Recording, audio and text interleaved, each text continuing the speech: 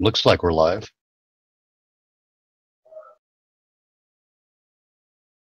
Oh, okay. I'm showing live for almost a full minute now. This is a terrible intro. This is a terrible way for us to intro the show to people who haven't tuned in yet. But what a weekend. Yes, it couldn't hurt. Meanwhile, for groovy. Because you know, if we don't have a stream starting soon thing, people are going to wander in. We're going to be talking about itchy carbuncles or something.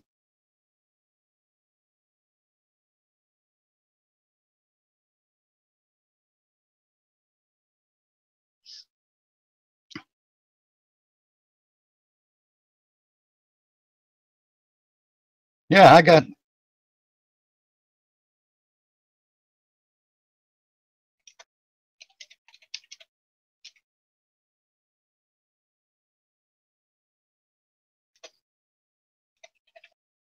Yes, I do. I'm fine with that.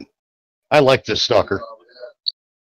Well, there's nothing wrong with that. I would rather have people show up than not. You know, we don't really do anything to advertise this.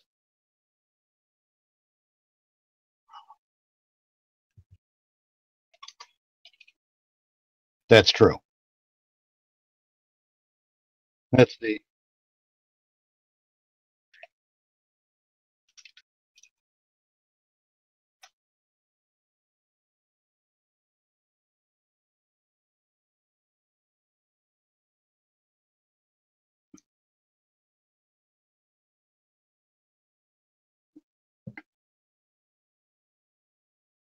And we'll see how things roll from there, I suppose. We don't know what we're doing. Well, we have an idea, but what do you mean you can't hear Ericor? Can you Ericor, hear do you me need to press a now? button? Yes, I did need to press a button. I've actually muted my microphone because I've never been sure which button mutes me and which one doesn't. Oh, great. Well, Kitten, can you hear him now? I feel like the guy from that Verizon commercial. Hello, can you hear me? Is there anyone at home? No, we're not going to do that. There are rules. Okay, now you're audible, so we can awesome. We can proceed with the proceedings, I suppose. Today we have got one of those paper doll kits, and we are going to basically list out the ingredients of what it takes to construct a leftist. Well, let's be a little more fair than that, shall we? I mean, you know, I constantly refer to these people as leftists, but and there's a reason I do that in general, because you know, if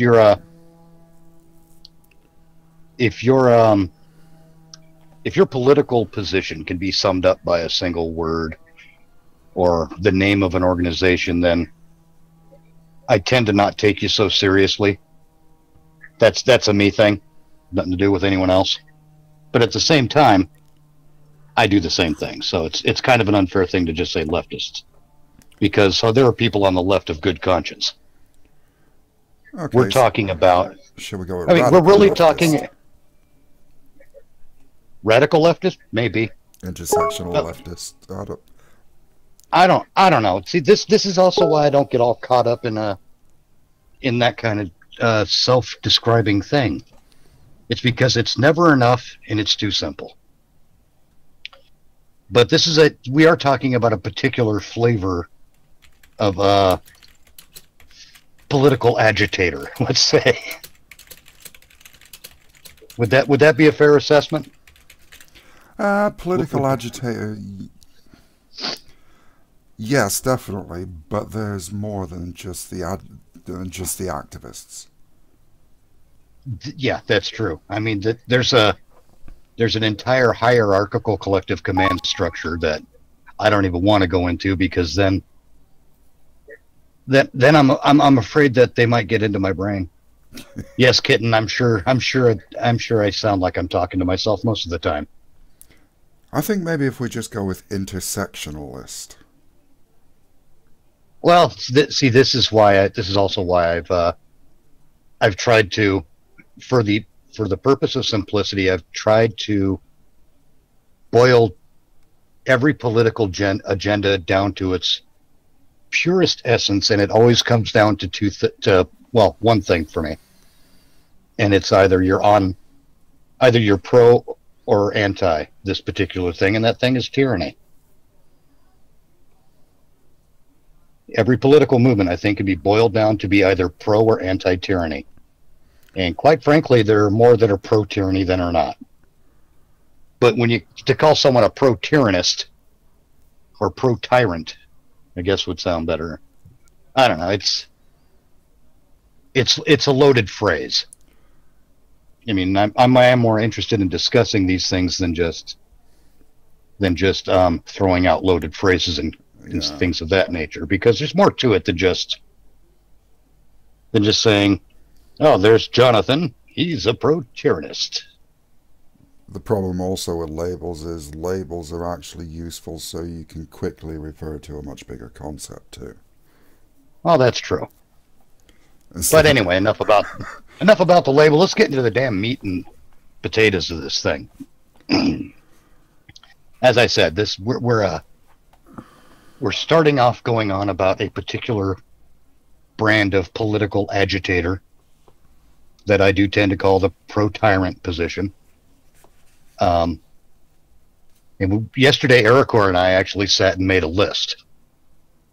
Or hell, let's for the sake of fun, let's just refer to them as the name I gave them last Saturday, Lunacrats.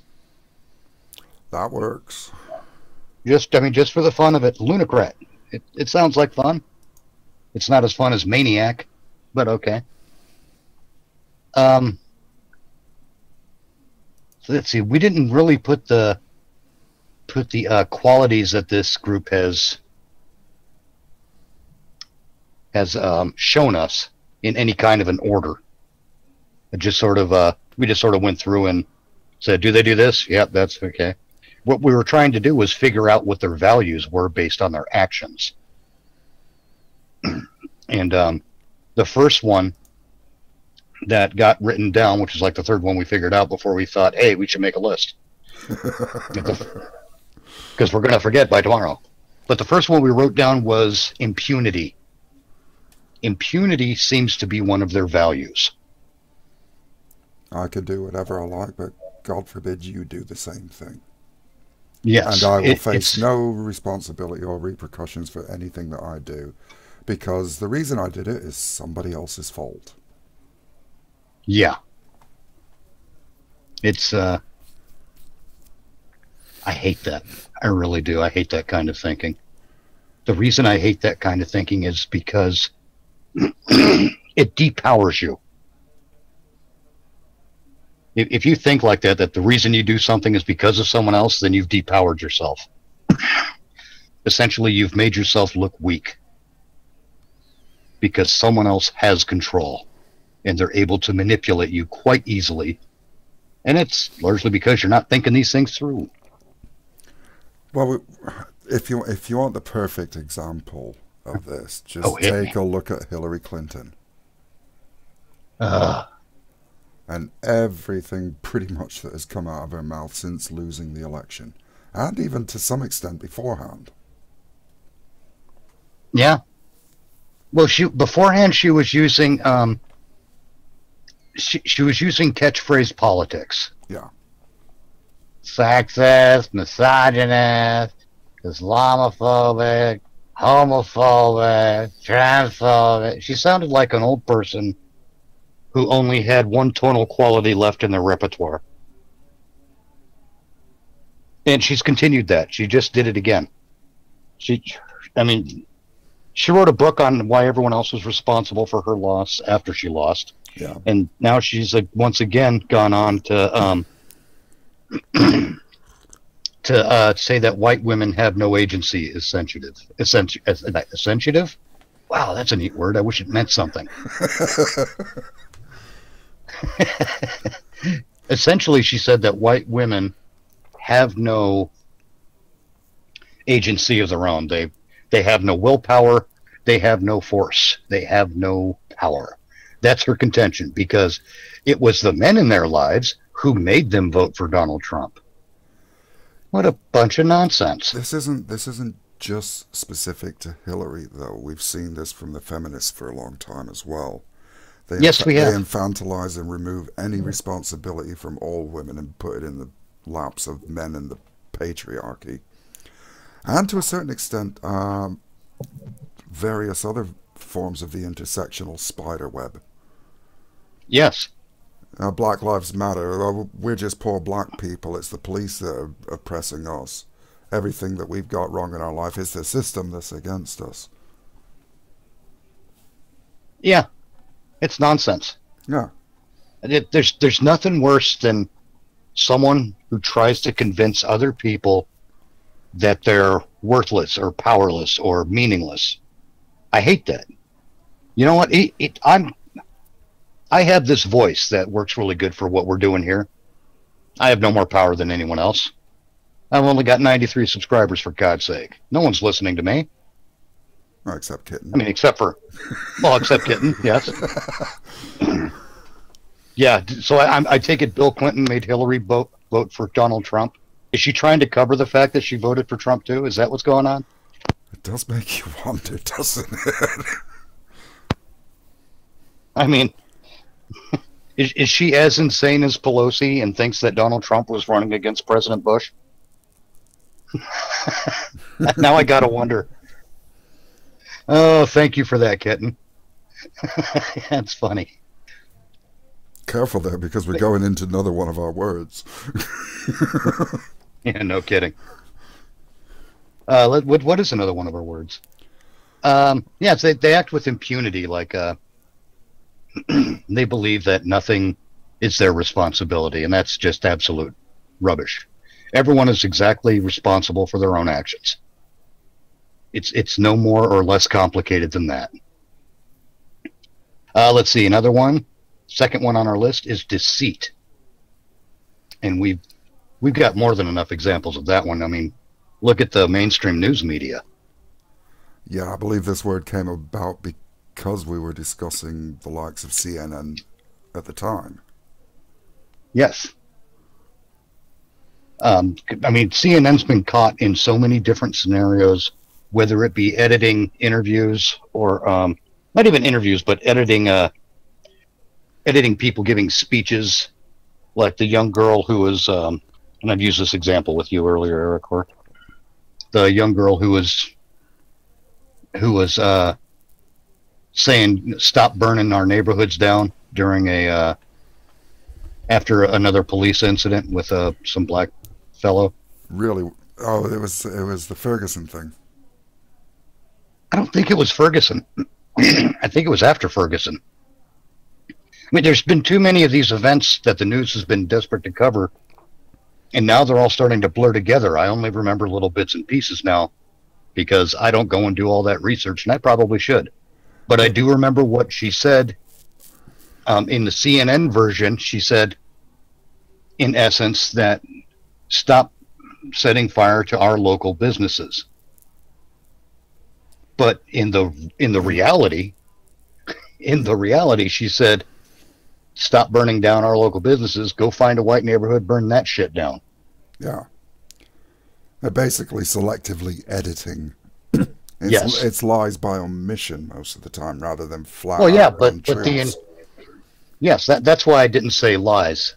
That's why I chose the word deceit, because a lie of omission is still it still possesses the intent to deceive, and Yeah. CNN more often than I can count has been caught out doing just that. They've been caught out in a manner that indicates that they have an intent to deceive. When they call Sikhs Muslims, that's now you could call that oh, what do you can call that a an error if you wish, but Or if we're being really based on generous, their just plain ignorance. well, yes, but when you look at that on top of their track record, I mean, CNN has earned the reputation for being deceitful. A lot of the mainstream media has. Well, there's a perfect example. I don't know how many of the people who will be watching this watched Stephen Crowder's 16-hour live stream, where all they did was watch CNN for 16 hours on live stream. Oh, good God, that And would kill me. they were even guilty of lies by omission and selective editing. 3 to 4 instances of that at the time, because at the time it was basically where I forget her name, but she'd gone to the UN and told the UN that no, we're not going to play by your rules, and if you insist that we play by your rules, we're going to cut your funding. I want to say Sarah Huckabee. Sounds about right, but it was the day that happened.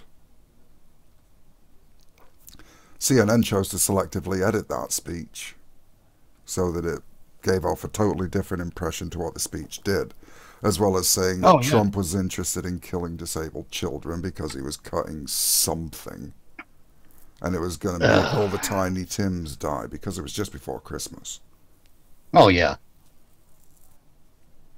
And the news isn't the news anymore. The news is maybe 5 minutes of news, and the rest is just people spouting opinions with no...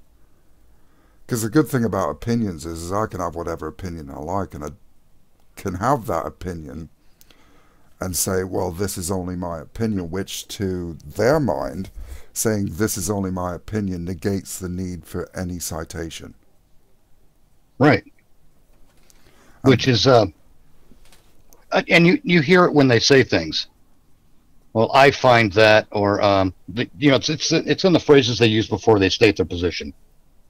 They'll use the phrase, I find that, and then they'll follow it with something. I feel like. Or in my experience.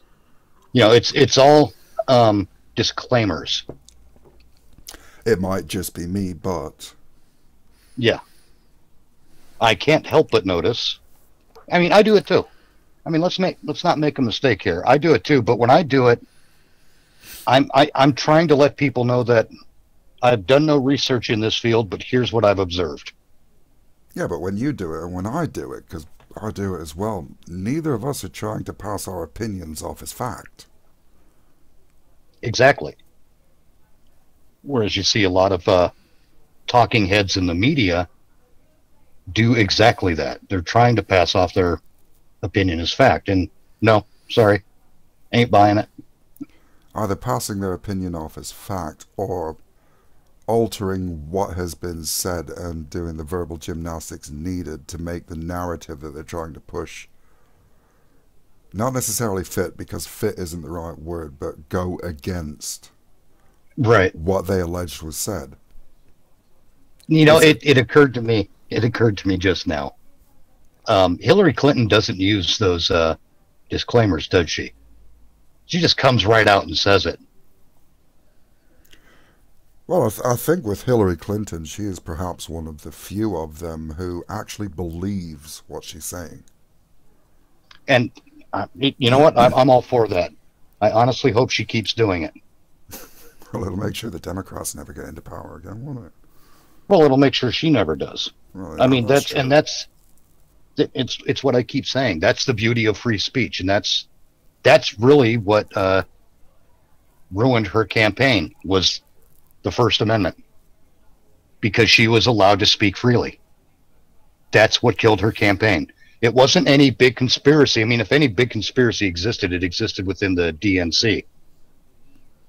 And that came to light.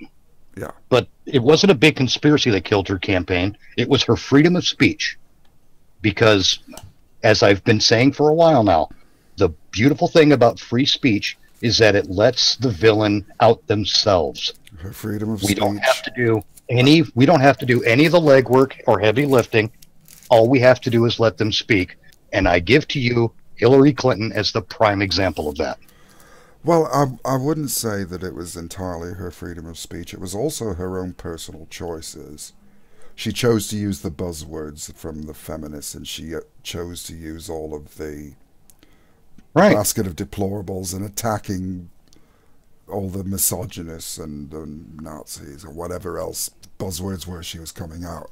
She chose to take that tactic instead of actually saying, this is my policy on finance, this is my policy on the education system, this is my policy on foreign affairs.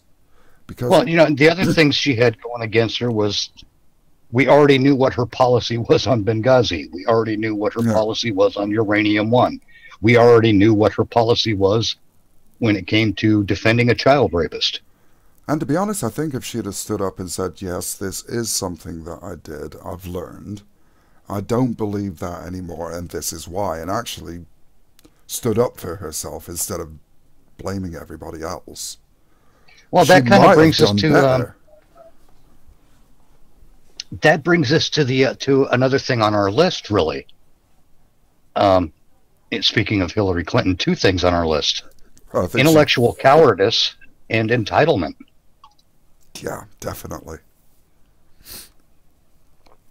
I mean, it was her turn, wasn't it? It doesn't work that way. You're not 5 years old. This isn't a kindergarten class. It's not your turn. It doesn't work that way. You don't get a turn. You get elected. Or you don't. Yeah, I mean, I know a lot of the feminists and stuff were going on claiming, well, it's her turn, but I'm pretty sure Hillary Clinton absolutely believed that it was her destiny, it was written in stone, and it was going to happen, and come hell or high water, nothing was going to stop it. Yep, and her big failure there was a failure to plan for the worst. Yeah. And it's not even the worst. I mean, shit. It's not like she gave back she was forced to give back a bunch of money, was it? Because she lost the election? Did that happen? No. I mean, in a way, I do feel a little bit sorry for Hillary Clinton. Just a little bit, because there's something that happened to her that was beyond her control. She bought so much into her own hype, into her own beliefs, into all of this nonsense that the day of the election came and she lost, and that was her entire world completely shattered, gone. What does a person do when everything that you know is proven to be nonsense, is just disintegrates in front of you? And I think she probably legit went crazy as a result. Well, I don't know about gone crazy, to be honest, but it's not an easy thing to confront, I'll tell you that. No. When your whole worldview, your whole perception of reality turns out to be something quite different than what you had hoped or expected. Yeah. Or believed, and it's like stepping on a rake and it comes up and hits you a slap in the face. Now, you know, that's an uncomfortable thing to deal with. Or if you're Hillary Clinton, you just turn into Sideshow Bob. You know, that clip from The Simpsons where he's surrounded by rakes and every step he takes, another one slaps him in the face. Well, that's kind of where she's at now. Yeah. I mean, with this last incident, even her aides are like, come on, Hillary, shut up. Stop talking. But where do you go when everything that you built yourself upon disintegrates? You know, I'm not a big fan of the concept of slinking off into the distance, but even the best of us has to, at times, sometimes you do have to just go away and have a long, hard look at your life. I mean, there's that expression, he who fights and runs away lives to fight another day. Yeah. You know, and there's some value in that. And now she's not fighting anymore. She's just tilting at windmills. Yes. Yes, you know, she might as well be out there with a got in jousting. What is that thing called you use when you joust the big stick? What is that called? Jesus. Lance. Thank you. Yeah, she might as well have a lance-sized toothbrush and go try to brush the teeth of a giant lizard at this point, because that would make as much sense as what she's doing politically. You saw that thing on Sesame Street when you was a kid as well, with Don Quixote and the toothbrush. Yeah. It just reminded me of... Except it was windmills, I know, but this is a bigger thing than a windmill. I just thought, hang on, I've seen that on Sesame Street. I don't know if it was Sesame Street. Well, wherever it was. It was either Sesame Street or the Electric Company, one of the two. Yeah, it was one of those kids things in the 70s. Back when we only had the three channels. And PBS. Well, no one counted PBS because they only showed boring stuff. well, they showed Bob Ross. Well, yeah, but not then. That was later. I'm talking in the early 70s where it's like, and today on Hours and Hours with Wicker. I mean, yeah, I remember him as well. With that acoustic guitar in the background playing its non-threatening tune, and that guy's voice being like, "Join us at 9." No, these are boring. And put me back on the Super Friends. Hell, I'll even watch the Soul Train. Anything. The 700 Club. Give me the 700 Club. It's more interesting. At least there's a guy getting shouty. Oh, screw you, kitten. I'm not old. I'm only 27 in my head. Leave me alone. Join us at 9 when we regale you with tales about greeting card. Oh, gee, see, and I got nothing because it's so boring I can't think of anything that's boring enough to express it. That's how bad it was back then. Yeah. And then cable TV came along and spread to 47 other channels. Yeah. Well, not at first. But anyway, we're getting off topic now. It's the Lopez and Moosecow show. What do you expect? Exactly. Oh. Geez, that pizza's repeating on me. Oh, there we go. Let's see. Intellectual cowardice and entitlement were the two. Yeah. We covered entitlement, and the intellectual cowardice comes from just, not having the good sense. Well, intellectual cowardice exists on several levels. It's when the facts do not support your position, but you ram forward with your position anyway. And also because you're afraid you'll speak if you back off. Well, the unwillingness to stand up and defend your position. Instead of just saying, this is how it is, and if you don't believe me, then you're a racist. Or you're a Nazi, or you're whatever the buzzword is this week. That's intellectual cowardice. It's because you're not willing to... You're too interested in labeling someone to attempt to silence them instead of really examining their position. If you examine your opponent's position, you might learn a thing or two. Yeah. Yeah, we are old farts, pagan butterfly kitten. Thank you for pointing it out. We're happy about it. We made it this far. When you're an old fart, you've earned the right to bitch about the world instead of being a millennial. But here's the thing. I invite people to counter my position. I prefer it because I could say that every devil needs an advocate or something of that nature, but what I've realized in life is that my position cannot get stronger and stronger and stronger if its foundation is flawed. I invite the debate because I want to make sure that my foundation is solid. Well, it has two purposes. One, it finds any flaws in an idea, and it will make those flaws glaringly obvious. And two, it not only teaches you but keeps teaching you how to think, which is something, which is a skill that people seem it's lacking not, these days. yeah, it's not as prominent as it used to be. Right. I mean, and that's why I'm so upset that some of the great minds of our time have been lost. George Carlin. I love George Carlin. Okay, I love that guy's routine. I love his material. He's even more interesting to me when he's not in character doing his thing, because you can still catch the humor and the intelligence of the man. He really was a great thinker. Christopher Hitchens is another one.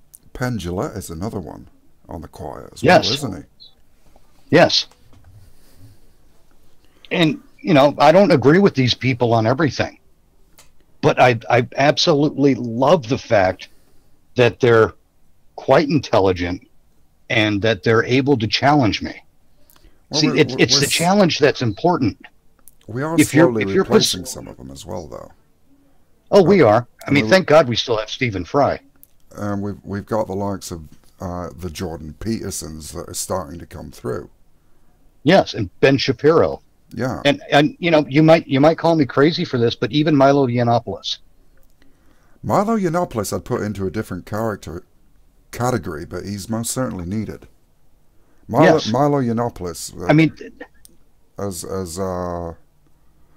I can't remember the exact term, but I think Jordan Peterson called him the jester. Yes, kind of. The jester points to the things that nobody else dares to say. Right. That's what the jester's job is. Yeah. And Milo does that exceptionally well. Yes, he does. But the thing is, these people, all of them, and I'll even add Brian Blessed. Because Brian Blessed is, he's not known as one of the great thinkers, but the man's quite intelligent. Yeah. It's just that his field of intelligence, his field of intellect, if you will, is different from, say, Stephen Fry's. It's different from Milo Yiannopoulos. It's different from Chris Hitchens. It's different from George Carlin. All of these people, yeah, exactly. There's different types of intelligence, and these people embody, I think, the best of their particular brand of intellectual fortitude.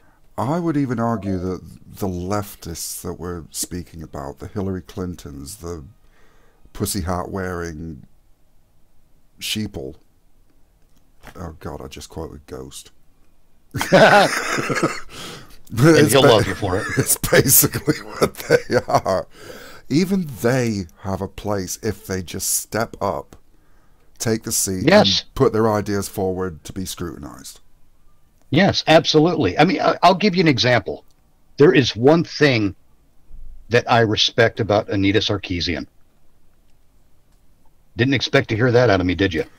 No, I'm actually glad I'm sitting down, because otherwise I'd have fell down. One thing that I can respect about her is that she did not come out of the gate screaming. She came out presenting as though she had a good argument. Yep, that I'll give you. I mean, she didn't start off with her premise was completely flawed. Make no mistake.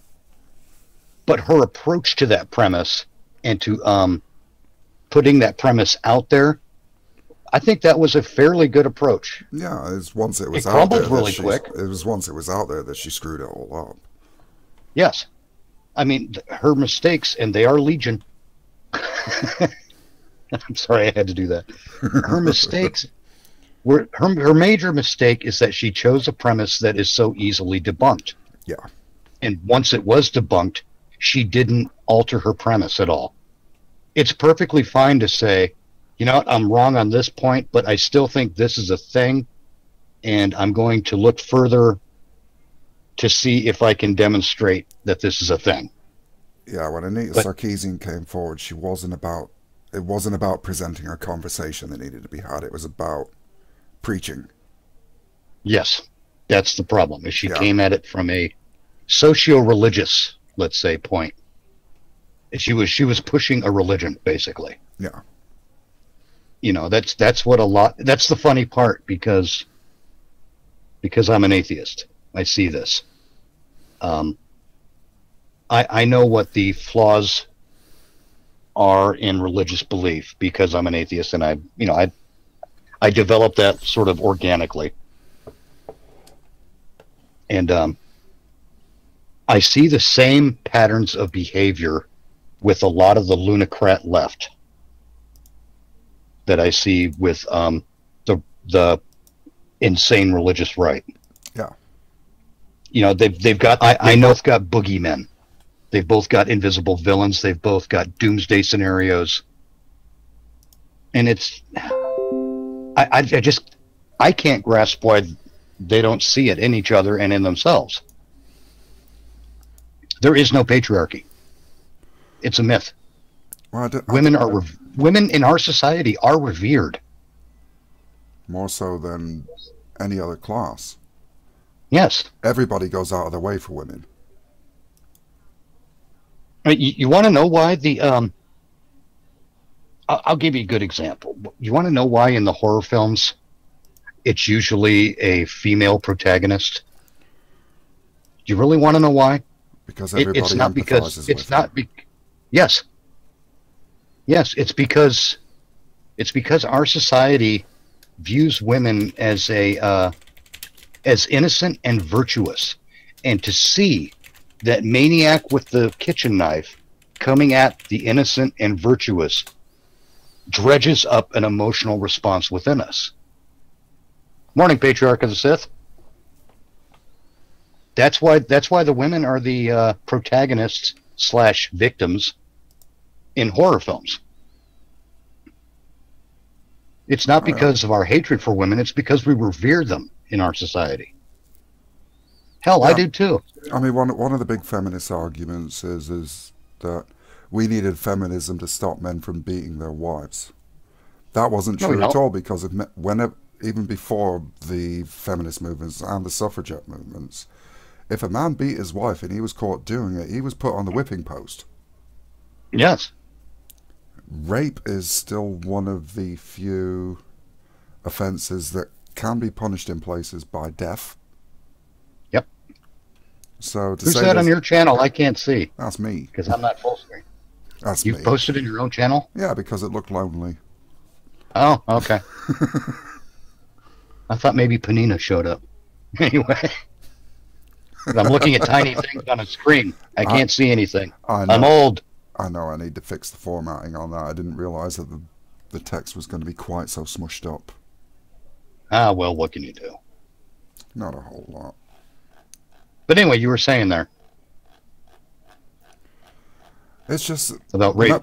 Most of the things that that the feminists are saying we need to fight against the patriarchy because the patriarchy believes in this, that, or the other, is actually demonstrably false by historical records. Yes, not only by a historical record, but also by legislation. Yeah. I mean, if we lived in a rape culture, if there was, I'll tell you what exists in a rape culture: no laws against rape. That's one of the signs of a rape culture. There's no laws against rape. You have a rape culture. And if there was a rape culture, you would have, perhaps not on the TV, or maybe it would be on the TV, but in the TV, in movies, down the local pub, in the supermarket, in the local restaurants. You'd have groups of guys congratulating each other on how many people they'd raped this week. Right. If you had a rape culture, rape would be celebrated. It's not celebrated. Exactly. Well, actually, no, I'm a little bit wrong there. I mean, in a rape culture, it would be celebrated, yes. But I'm wrong in saying that it's not celebrated. It is celebrated, but it's celebrated by the people on the left. It's celebrated by the lunacrats. Yes, because here is a victim we could use as a weapon. Exactly. Which it's that phrase all on its own sends a shiver down my spine. Here is a victim we can use as a weapon. Exactly. That's frightening. That's evil. Yes. I think that there's very few things that I've come across in my life that I could genuinely label as being evil, but that is one of them. Well, it's a classic example of never let a tragedy go to waste, isn't it? It is. It's annoying. I mean, it's frustrating for me that it's not viewed for what it is. Because if anything, that's where our rape culture in the West exists. Well, the only reason It's the in rape it. culture in the West exists is because the leftists are screaming that we have a rape culture. It's almost Well, yeah, it's I almost mean, the same for racism. yes, Racism in the 90s wasn't a huge thing. no, even in the 80s, I shit, mean, even in the 70s, there's always going to be a handful of people that are going to be racist. There's always going to be a yes, they handful of always people that are will, going to be rapists. There's a handful of people that are going to be murderers no matter what. But right? that You doesn't want to know why? define the rest. Because humans are not perfect, and there's nothing you can do. There's nothing you can legislate to make humans perfect. No. All you can do is legislate enough to make people easier and easier to victimize.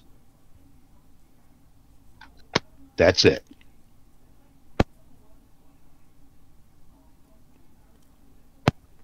And if you want proof of that, if you want evidence of that, look at what happened 2 days ago with the big school walkout. Oh, yeah, yeah. Drag races are the superior race. All others are inferior. I'll go with that, patriarch. Oh, he's just pissed off all the NASCAR supporters.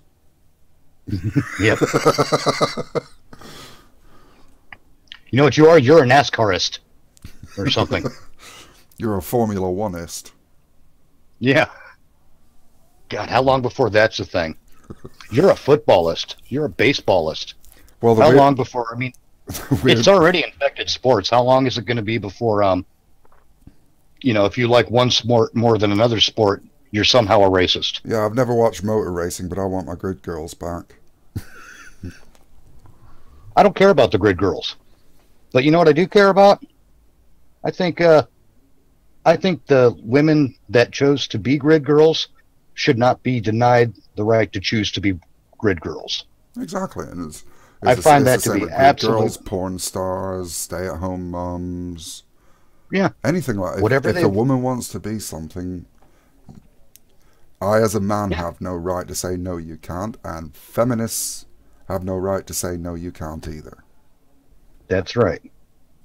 And And, that's what I they've think. got That's no what the right to feminists force, really despise. and they've got no right to force them into doing things that they don't want to do. Well, I don't want you to be a stay-at-home mother. You have to be a Fortune 500 CEO. How any Well, yeah, what was self-respecting woman is going to hold up the middle finger and go, no, fuck you? right? Absolutely. And I respect that woman with the middle finger more than the woman without one. Oh, definitely. I don't like weak women. I like women who have their own identity. I like women who strive to be what they want to be in spite of what the world is telling them they have to be. Those are the women that I love the best. In general, I think those are the people I like the best too, to be honest, in general. I don't think it being a woman has anything to do with it. That's very You little. know, if anything, I mean, that's one thing people got to do, man. Just go out and be what you want to be. Be the change in the world you want to see. Yeah, Why is there a box moving across the screen? because I'm rearranging the format because I can't read half of the stuff on the screen. Oh, okay. Well, Patriarch of the Sis says NASCAR supporter can't turn right. um, You would think that these people that we're talking about would love NASCAR then, yeah, really. because everything is the left. Kitten writes, I love being stay-at-home mom. Stay-at-home mom is the new unique. Hey, Kitten, it's not a fashion statement. But by God, if you want to make it one, do so. If that's your thing, reach out, grab it, take it, own it. Be the best damn stay-at-home mom you can be if that's what you want to be. You know, the thing is here I'm broadcasting to so many channels that I'm lagging like hell. Oh, beautiful.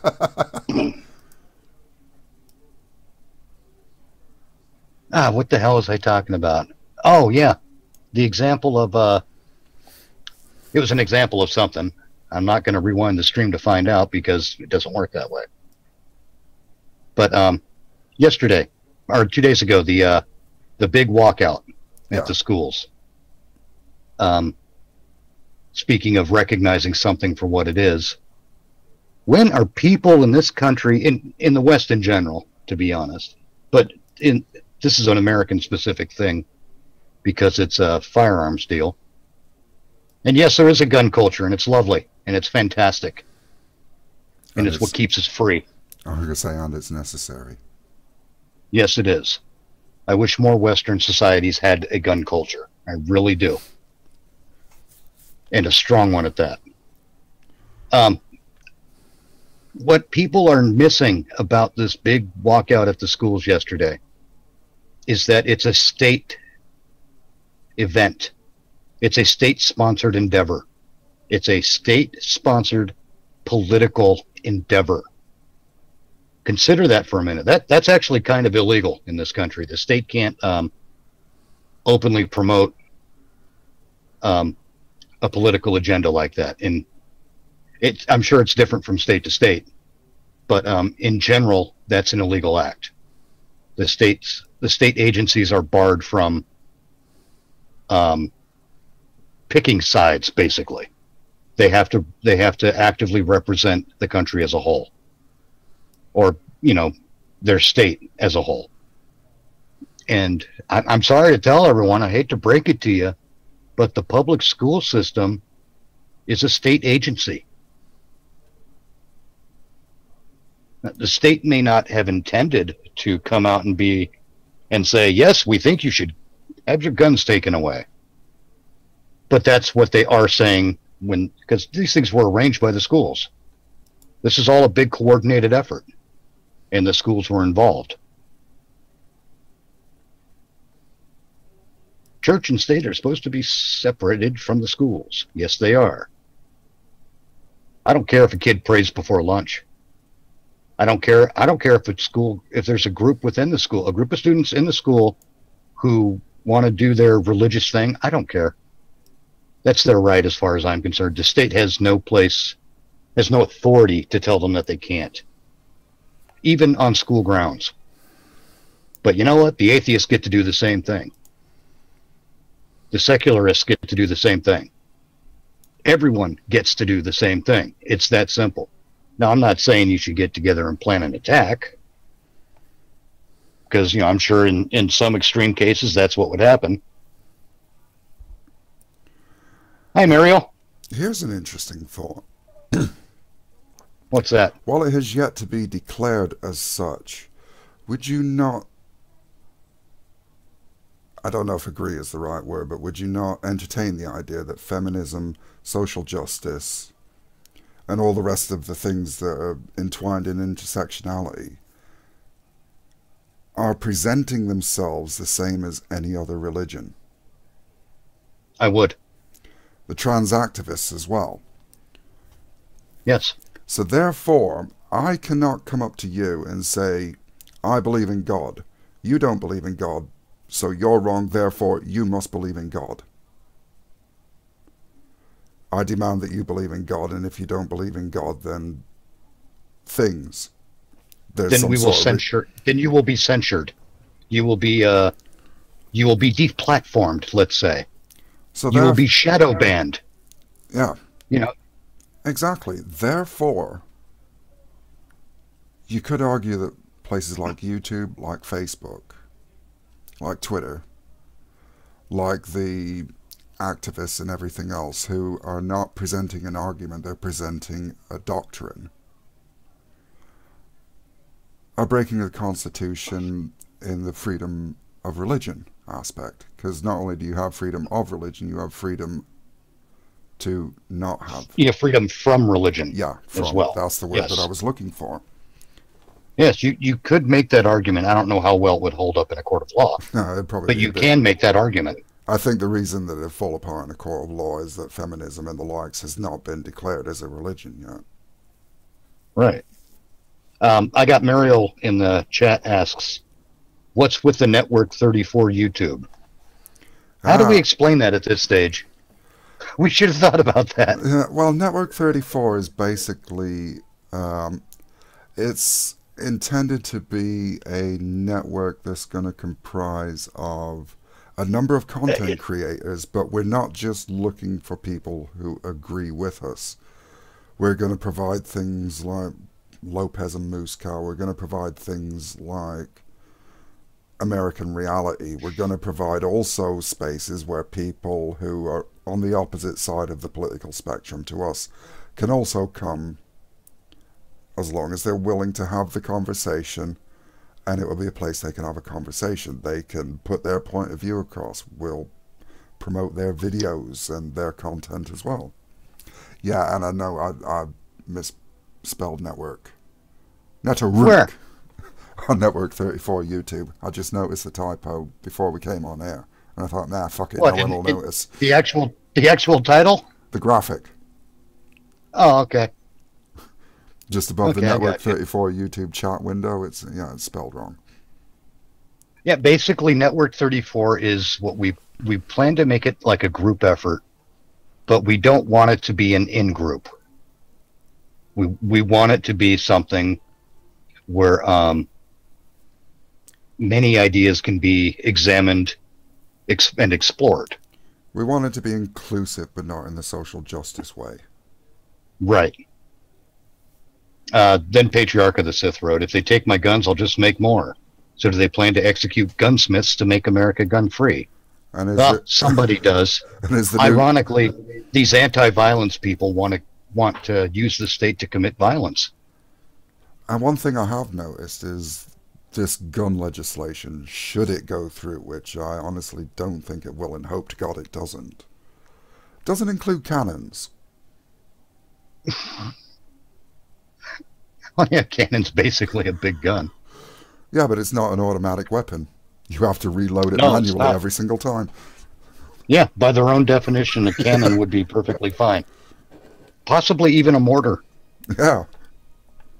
They really haven't thought this through. They Well, really haven't. I guess as long as it doesn't have an explosive shell, it should be fine. And I got 2 words for you, model rockets.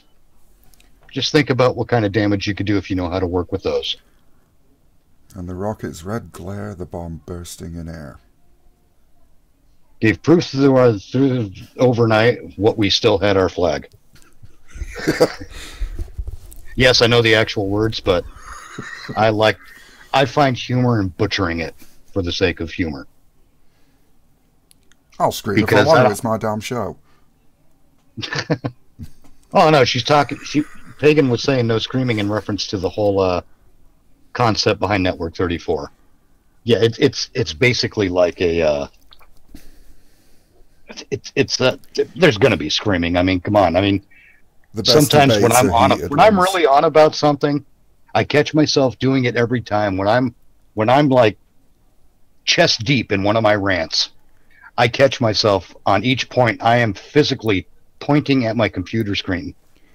The best debates I'm talking, are the heated ones, insane. and the heated ones come from passion, and with passion comes screaming. So I'm perfectly happy for there to be screaming, so long as it's the right sort.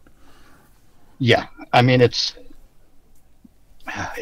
really is hard to define, because no matter how we define it, there's going to be someone who comes along who's going to want to smear it with their own definition.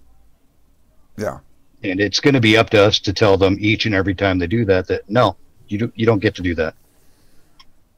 You don't get to define us. We define ourselves. Thank you very much. I mean, the thing is, I'm sure that there's a lot of reasonable people on the left. There are. You got people like Dave Rubin, who's on the left. You Yes. got people like Sargon of Akkad, who admits... Sargon of Akkad, yep. He admits himself he's on the left, but doesn't like... Well, to be honest, in many ways, so am I. I suppose most people actually are.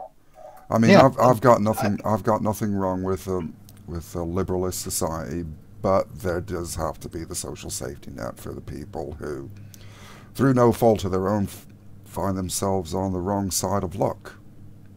well, safety net, yes, but a safety net is not a career choice. Exactly. I mean, that's something that that's the kind of thing I'd be called a racist for saying. For whatever reason, it has nothing to do with race, but I'd be called a racist for saying it. No doubt.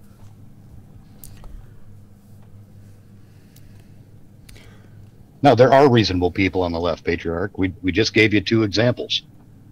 I mean, I have my left-based ideas. Gay marriage, for example. I'm actually all for it. But I'm not for it for the reasons that they are. Oh no, we don't intend. That's the distinction. I see what Patriarch of the Sith is saying. We don't intend to go down the blood sport route because, yeah, I've watched that show that I'm not going to mention, and they don't provide anything constructive.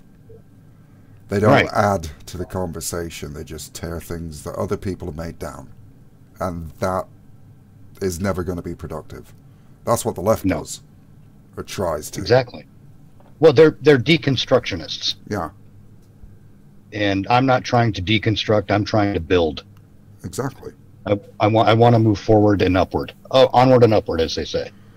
And to a sense, capitalism or the capitalist machine will dictate what works and what doesn't on Network 34. If you go on Network 34 and you get lots of viewers, then yeah, welcome to Network 34. If you go on Network 34 and people downvote everything that you put on there, eventually the market forces are going to speak, and they're going to say that this person, no, we don't like them. Can we have somebody who we do like instead? But I want to clarify somebody who is providing something of value. I want to clarify my position on the gay marriage for everyone, and I'm sure everyone knows it, but I'm going to clarify it anyway. Like what the kitten just wrote. She just wrote, I do believe people deserve to be happy if a man loves a man or vice versa. So be it. I'm not in their relationship. That is one thing that I agree with. It's not my place to interject my values on other people. To express my values to other people, sure, but not to interject them. There's a difference. I'll share them all day long. If they wanna grab a hold of those values and run, that's fine. But my main reason for being all for gay marriage is that it's not specifically denied by the Constitution. And the truth of the matter is, marriage is based in contract law. And our government has no authority, has no constitutional authority to interfere with two people contracting together when no harm is being done. The government just simply lacks that authority. It's not their place to say it has to be a man and a woman. Exactly. That's my major sticking point. The government doesn't have the authority. The thing that worries me about marriage, though, is that marriage is not a contract between two people. Because not anymore. No, the state is always injected with it. Yes, and the state does not have the. It's wrong for the state to be involved. Yeah. In any way. I mean, marriage has just become another BS reason for the state to inject itself into people's lives. Yeah. The state has no place there. Get out. This is not your room. Go to your room. And oddly enough, that segues into one of our next words. Which one? Hypocrisy.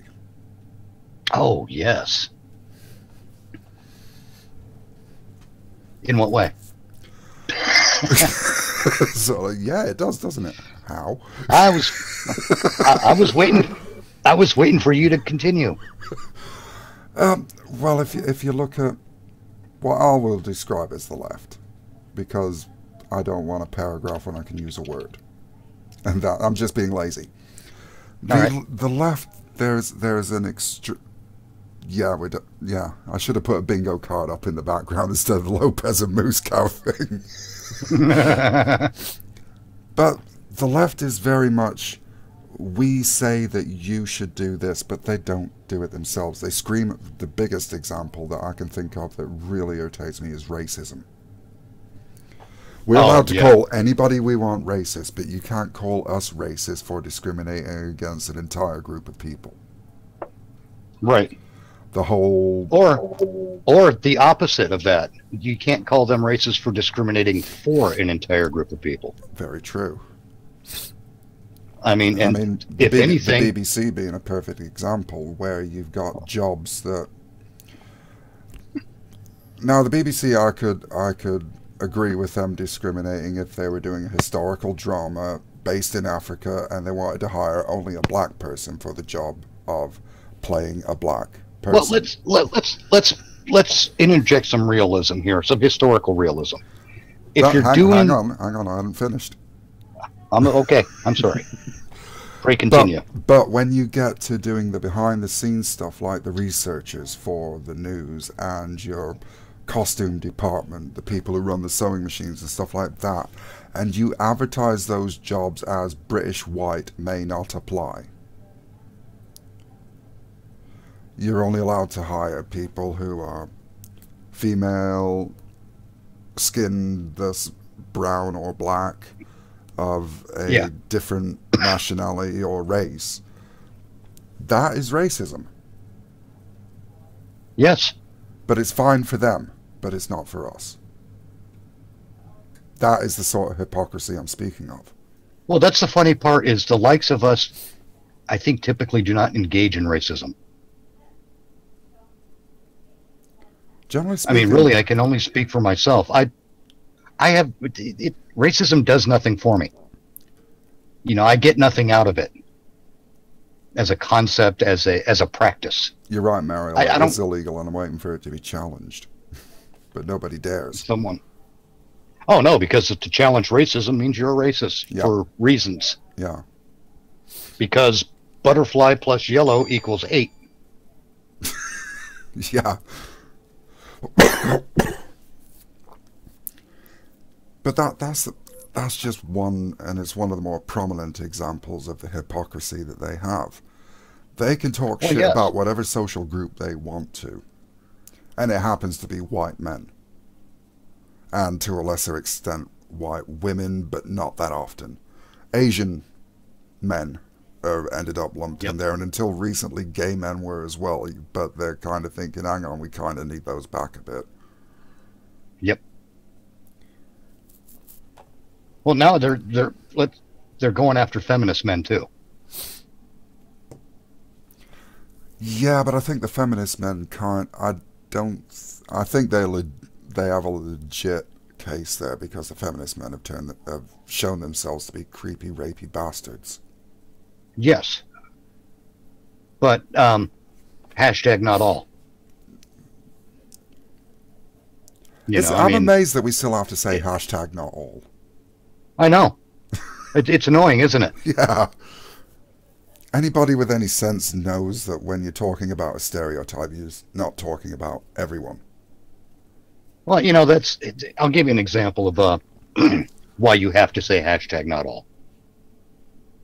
Because if I'm talking about the difference between Star Trek and Star Wars amongst a group of friends, and I say I think Star Trek is a better product overall, there's going to be the one guy who says, that's just your opinion.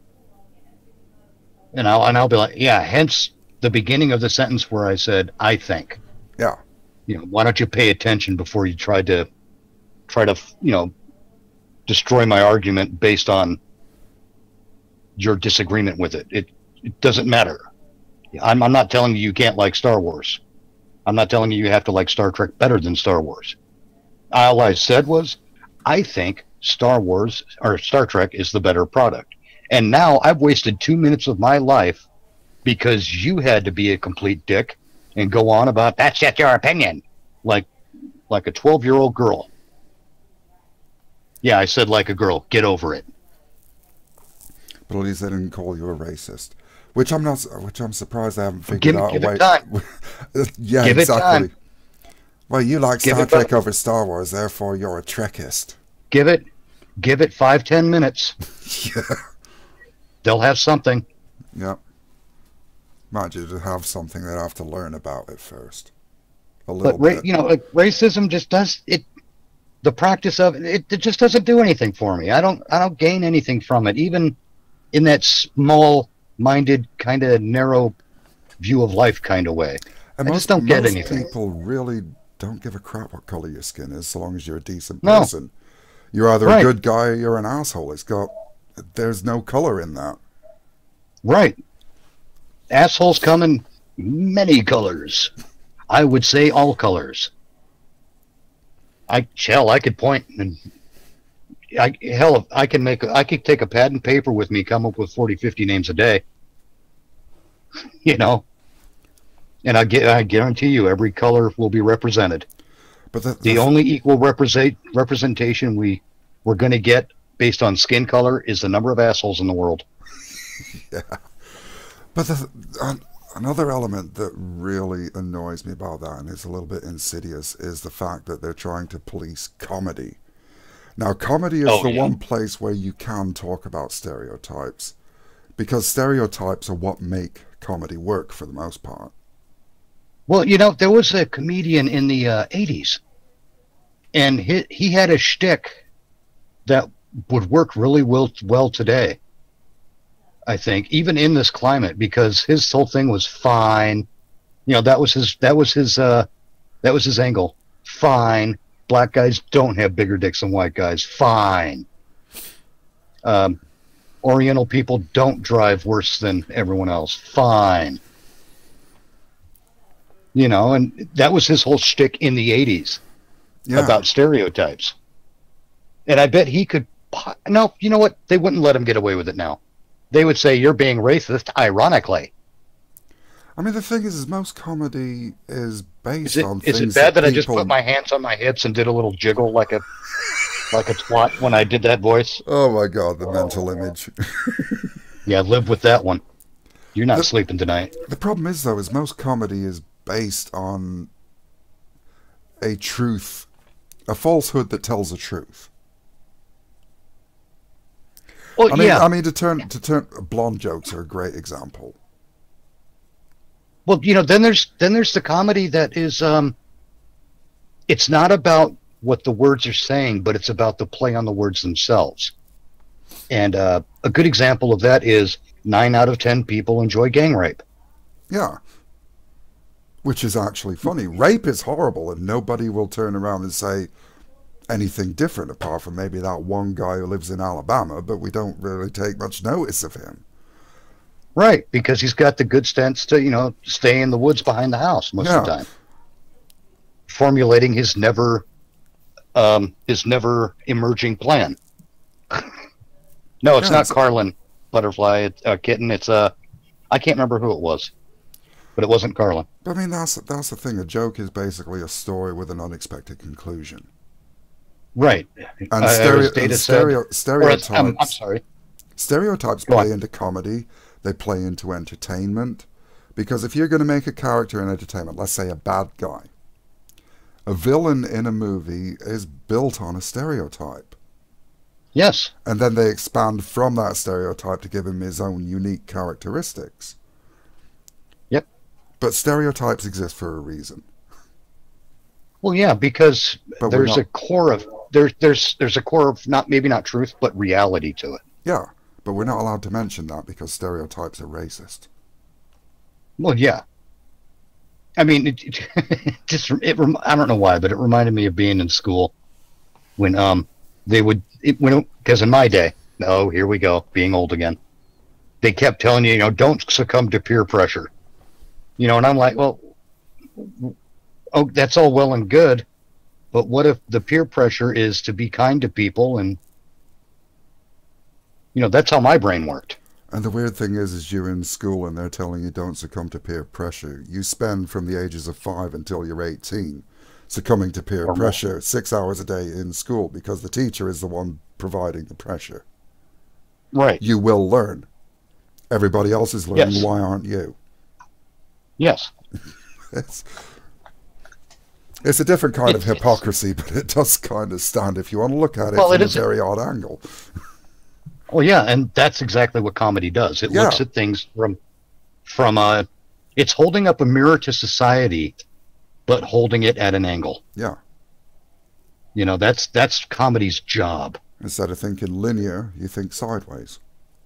right? And that's why it's funny.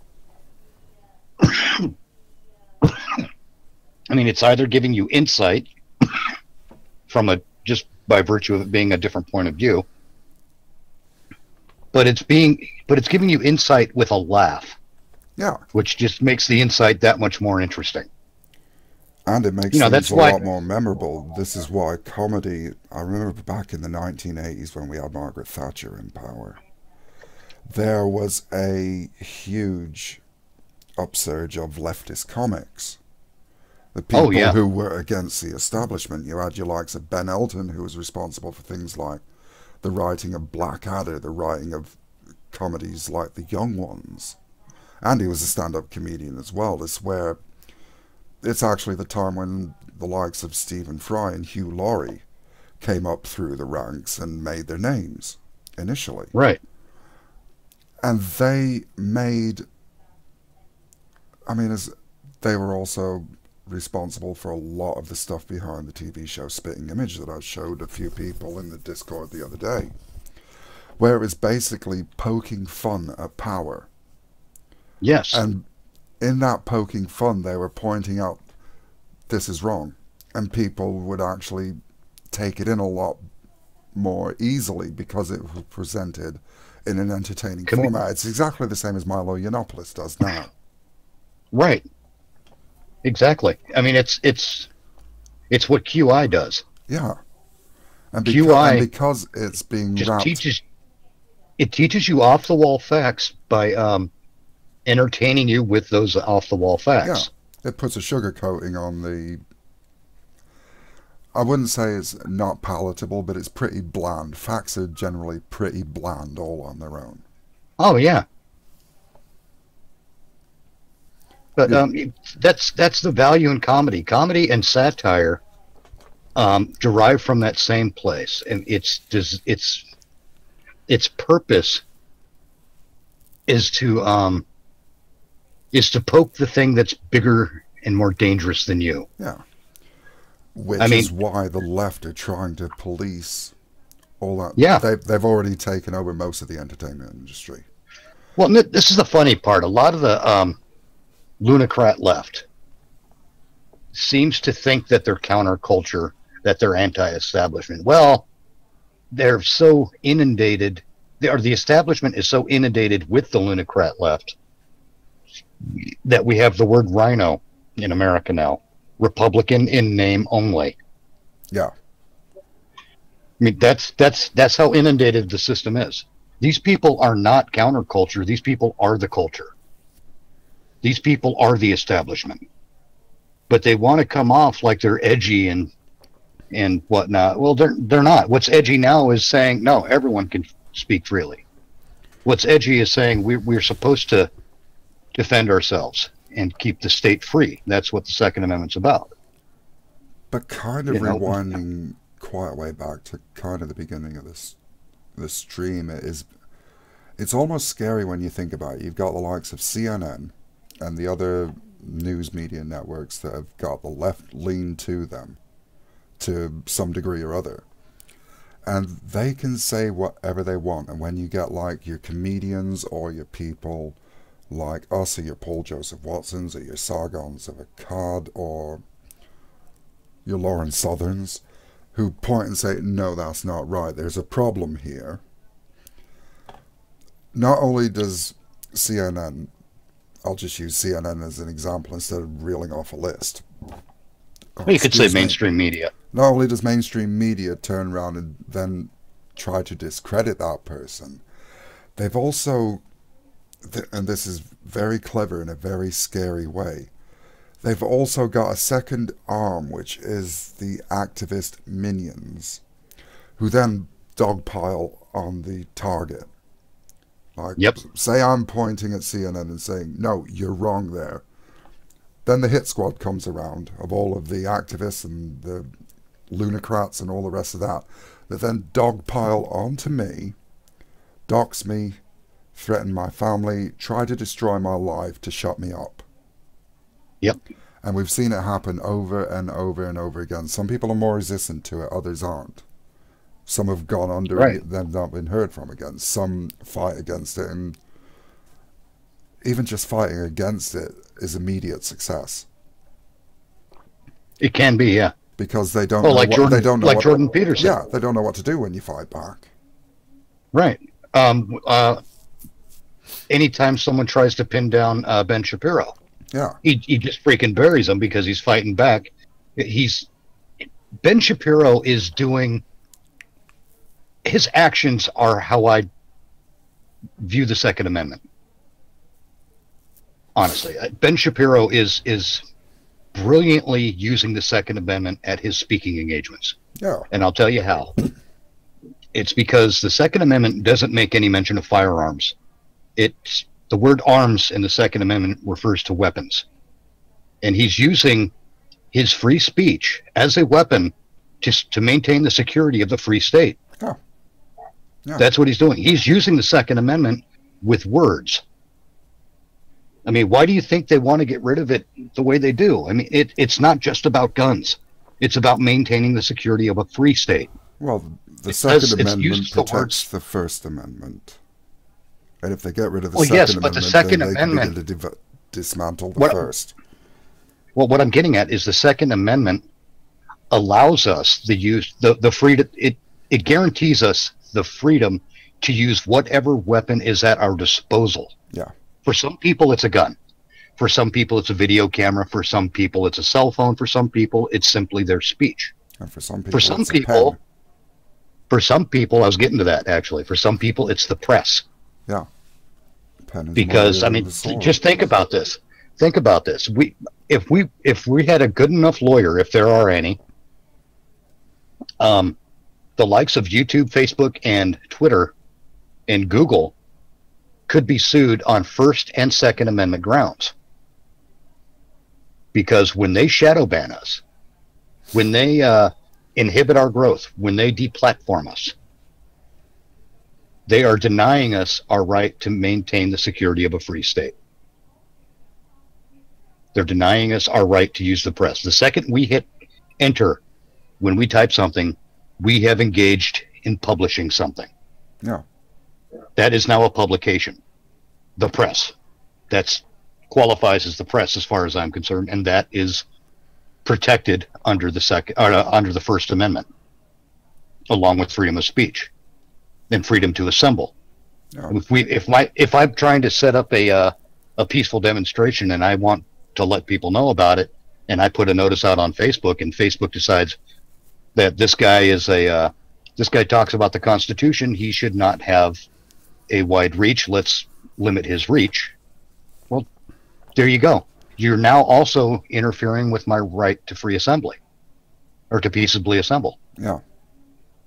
So, I mean, essentially these services, or these businesses, are in fact inhibiting our freedoms. They're removing our liberties willy-nilly.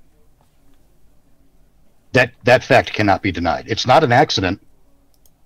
They demonstrated time and time again. It's at this stage it is a pattern of behavior. Lopez, hey fuckwad. It is a pattern of behavior at this stage. Fuckwad, you're too clever. Stop being so intelligent and witty. Lopez is in your channel, and 1 second later, Moosecow's in mine. Well played. Well played indeed. You sneaky bastard. Stop being so bright.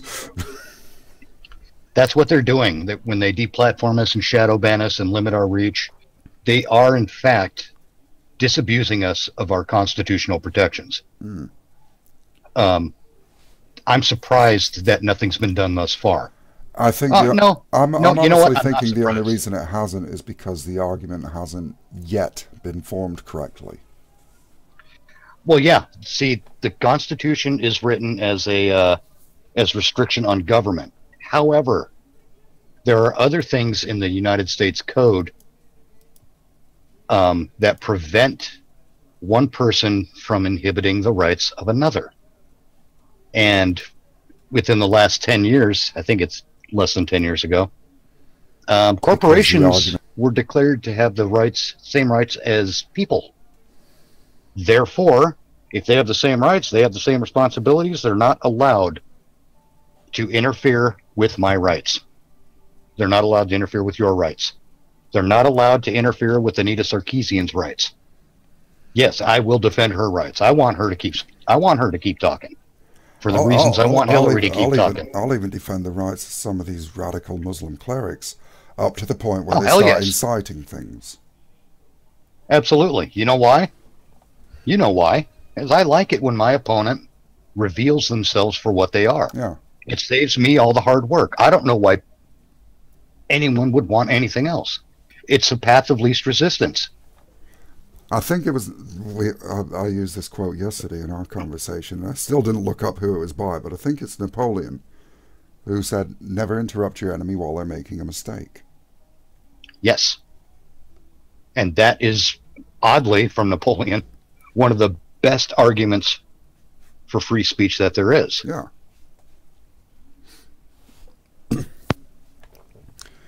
If you put your ideas out there, people are going to come and they're going to pick away at any flaws. And I actually want them to pick away at my flaws so that way I can look at my flaws and say, now how can I fix that? Where have I gone wrong there? How can I strengthen this position? You know, that's the same reason when you build a house, you hire a building inspector. Or do I abandon this position because it's untenable? Right. You know, I used to have a hard line on a bunch of issues. Religion was one of them. I used to be that angry atheist, you know, because, you know, it lacked logic and it doesn't belong in a civilized society and all that kind of nonsense. Yeah. But my position on that has lightened up, has loosened up because I've become, well, because I was challenged on it. And you know, how can you believe in a free society if you don't believe in freedom of religion? I'm like, well, you got me there. You know, when religious people started making that argument to me, that's when I started thinking it through a little bit more thoroughly. And I still end up in a position that I'm satisfied with. It's not my place to tell you what you can and can't believe. Exactly. But I will challenge your belief. And if your belief is strong enough, it'll withstand that challenge. Right. Well, not if your belief is strong enough. If the idea that you believe in is strong enough, it will withstand. And in a weird way, I want it to withstand my scrutiny. Yeah. You know, I would love that. I've got friends who are... And equally, I want it to fail if it's going to, so that way I can see the flaw. Right. But one of the things I want...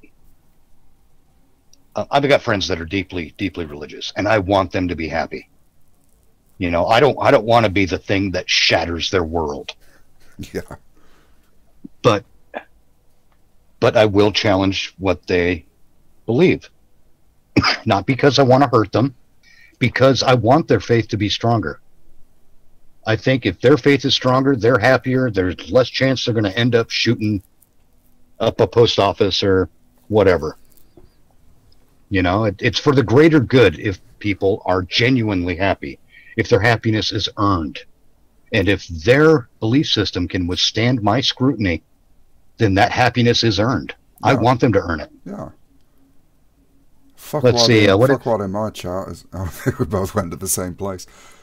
Fuckwad in my chat says, a bakery has to bake a gay wedding cake, then Twitter and YouTube should have to let the people they disagree with have room on their platform. I've got one question on that. Was the wedding cake legislated into being? Or was it brought into being through legal challenge? Or did they just bow to pressure? I think they didn't bow to... They got put out of business, actually, because of that, if I'm not mistaken. Basically, they were not allowed to continue because of public pressure from that case. Yeah. No one wanted to go to that bakery, even though the the whole thing was blown way out of proportion, and it was really just a couple of people who had an agenda. Yeah. Who Because instigated the whole I thing. don't think legally they were told by a judge that they had to bake the cake. No, but they were prosecuted and persecuted, to Yeah. be honest. So When with that being when the said, if it wasn't legally mandated by a judge or by law, which in essence should be a judge as well, but if it wasn't done by law, then it doesn't apply to Twitter and YouTube. Well, I think what Fuckwad's really doing there is he's pointing out the hypocrisy of the lunacrat left. Yeah. Oh, definitely. There was legal I mean, challenge that closed that's after. Yeah. Yeah. They basically went bankrupt trying to fight it, I think, yeah. if I recall. Well, yeah. There's just it was staying in business was an untenable proposition at that point. Yeah. They had to close. So And because there wasn't a legal judgment made on it, then it can't be applied to social media. That's what I'm thinking. well, see, that's the other thing too. You know, on the one hand, I would love for YouTube to remain successful, or to start being successful, because they are always in the red. Yeah. Because it is a pretty friendly to use platform. My issue comes in, I don't want to get the government involved here, because that's to me, that's demanding government action is a bit un-American in my head. And I'm not saying that as a judgment on anyone else. That's a judgment on me. I think I would be a bad American if I were saying get the government involved. That's the last thing I want, is to get the government I feel involved. that to be wrong as well, but it's kind of, I'm feeling it's coming to the point where it's a necessary evil. It doesn't have to be. That's No, my thing. I don't want it to be a necessary evil. I don't want the government monitoring the internet. The internet should be a playground. You know, like universities were supposed to be a what of ideas? How is that expression? A university should be, I want to say, bastion.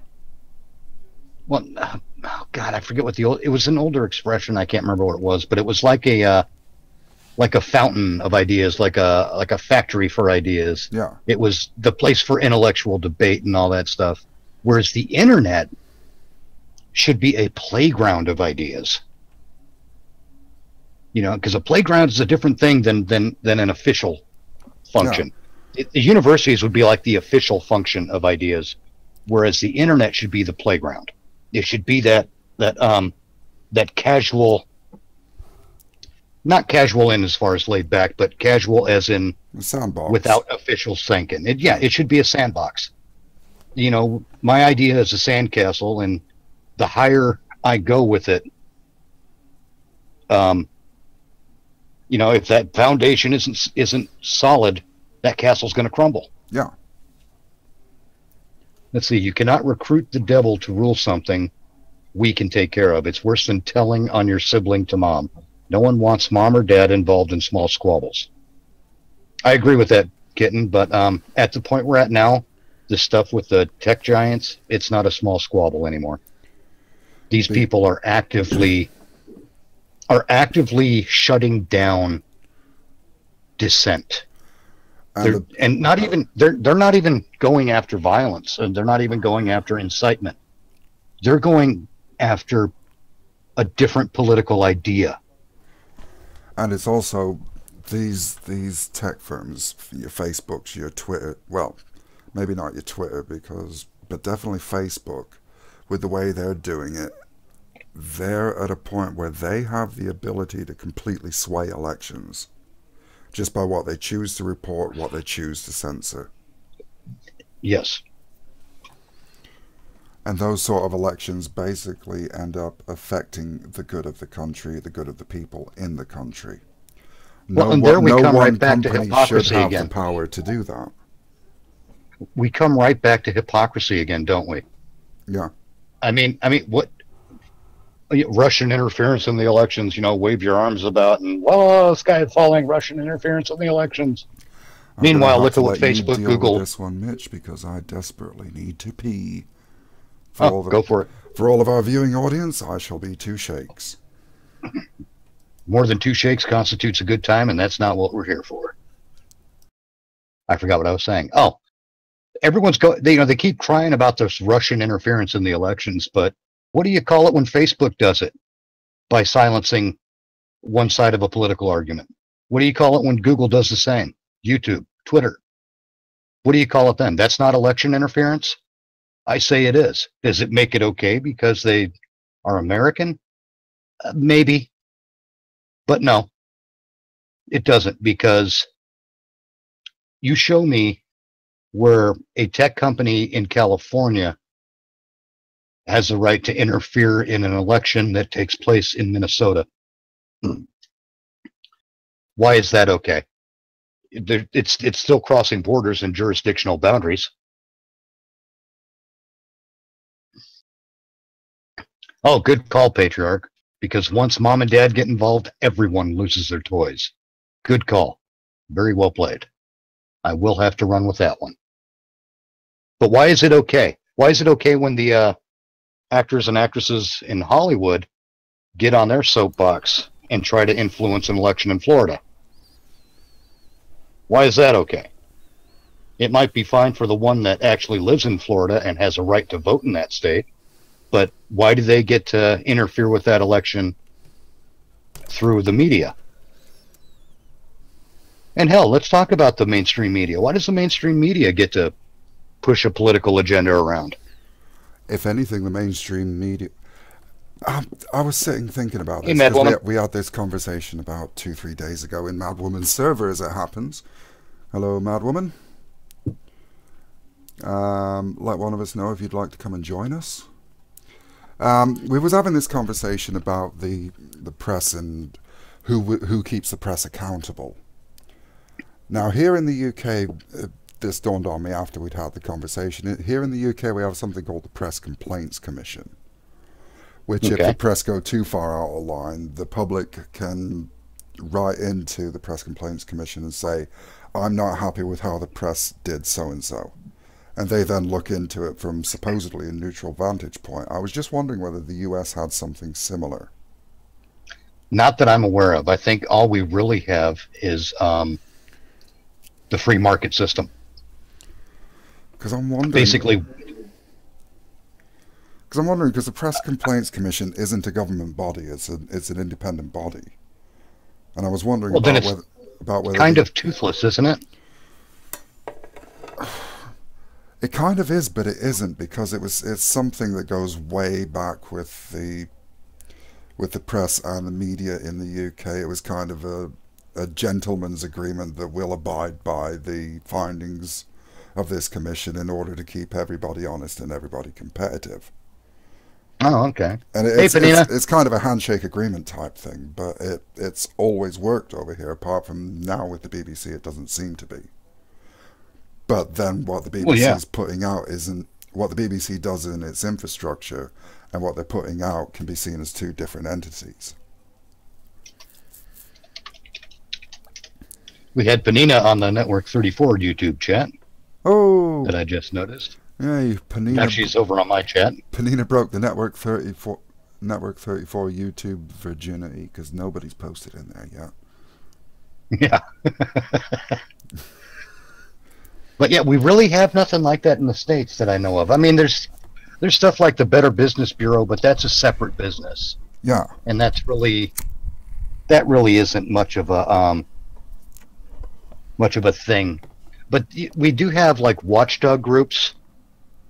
But the problem with watchdog groups is that they tend to have a bias all their own, like the Southern Poverty Law Center. Yeah. Or the American Civil Liberties Union. You know, these groups, they've done their part.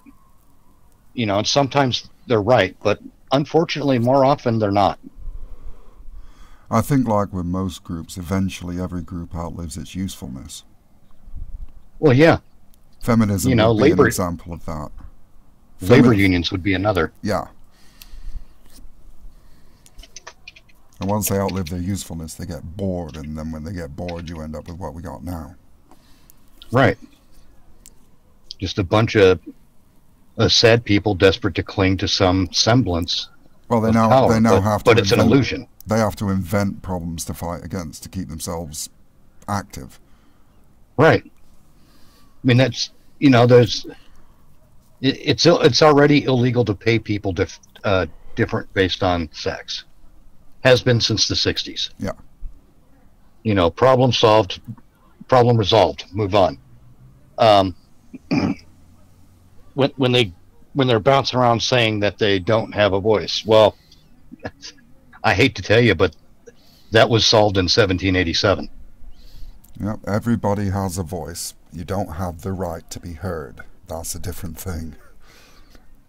Right, exactly. I mean, you want to be heard, have something to say. If you have something valuable to say, if you have a contribution that has any semblance of value, people will listen. Yeah. Maybe not all at once, but they will. If you have half a good idea, there are people out there who will listen and will help you improve it into a fully good idea. Right, but that's not working anymore, because if you come to the table with just half an idea and someone challenges it, all you can do is cry racism. You know, that's not a solid foundation on which to stand. You know, you have to take the criticism. You have to suffer through those challenges to your idea to make sure your idea is solid. I don't know why that's such a revolutionary concept at this point. But when you've got an elitist attitude, those sort of concepts don't matter. Well, yeah, and that's why. Well, it's a decadent attitude as well. I mean, and that's that kind of decadence that leads to the downfall of empires. Damn it, Mitch! You didn't notice my segue. What? On to another word on our list. Oh, the elitism one. Yeah. Yeah.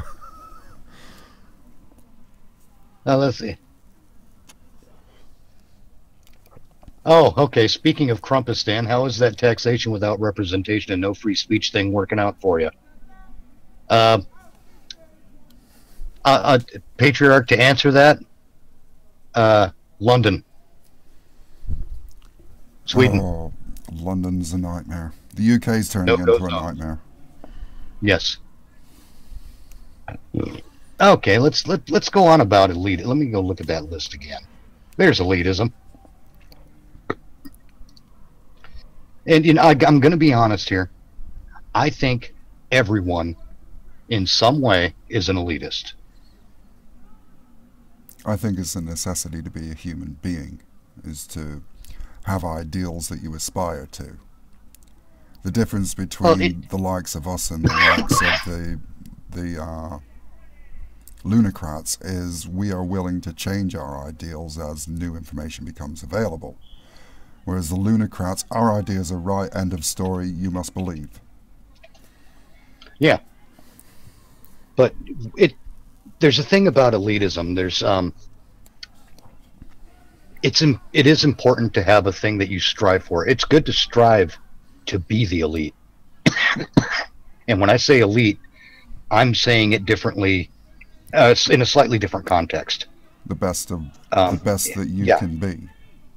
Whatever you choose to do. Absolutely. Hell, let's put it into video game lingo for a bit with Star Trek Online. I mean, I go play that every day because I'm looking for that perfect build for my starship. Yeah. You know, I'm looking for that thing that's going to give me that extra 0.01% punch. You know, and I do it because I want it to be as good as I can with that ship. Well, let's take it. It's not about do I ever rub that in someone's face? Do I ever come off that way? Not really. I mean, when I tell you, because you and I play it often, we play together, and you know, like if I'm telling you, I'll tell you what I did recently. How's that? Let's see. You remember how I had that anti-proton build? Yeah. And I found the two consoles that give me more anti-proton damage, and I was only able to slot one of them. Yep. because I wanted to have a, I wanted to have a, although I didn't want to lose any of my maneuverability. Well, I found a way to do it. I bought a second anti-proton omnidirectional cannon, or a omnidirectional beam. Yeah. Mounted it on the back with my ancient anti-proton omnidirectional beam, and I bought, or that allowed me to get rid of my Borg cutting beam and my assimilation module, and I popped that second anti-proton damage console in its place. So yeah, now I am dishing out more damage. Yeah. Now, to answer Kitten's question, I live behind a school, and they're out doing physical education in the field. Ah, yes. Someone streaming from prison. You're not far off, Patriarch. I live in the UK, so yes. Now, am I coming off as an elitist when I say that about that anti-proton build?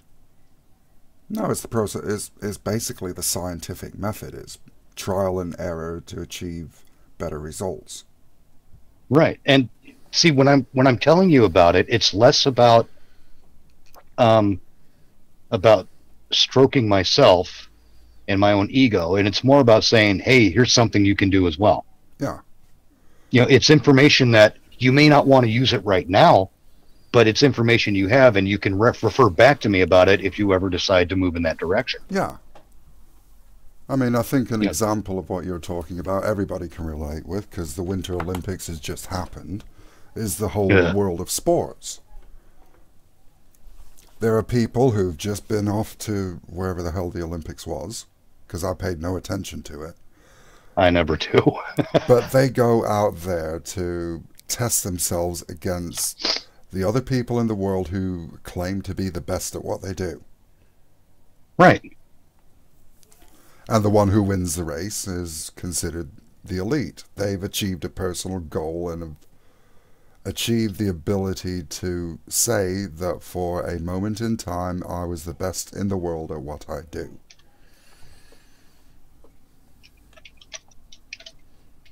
Yeah, and it's really how do you say that?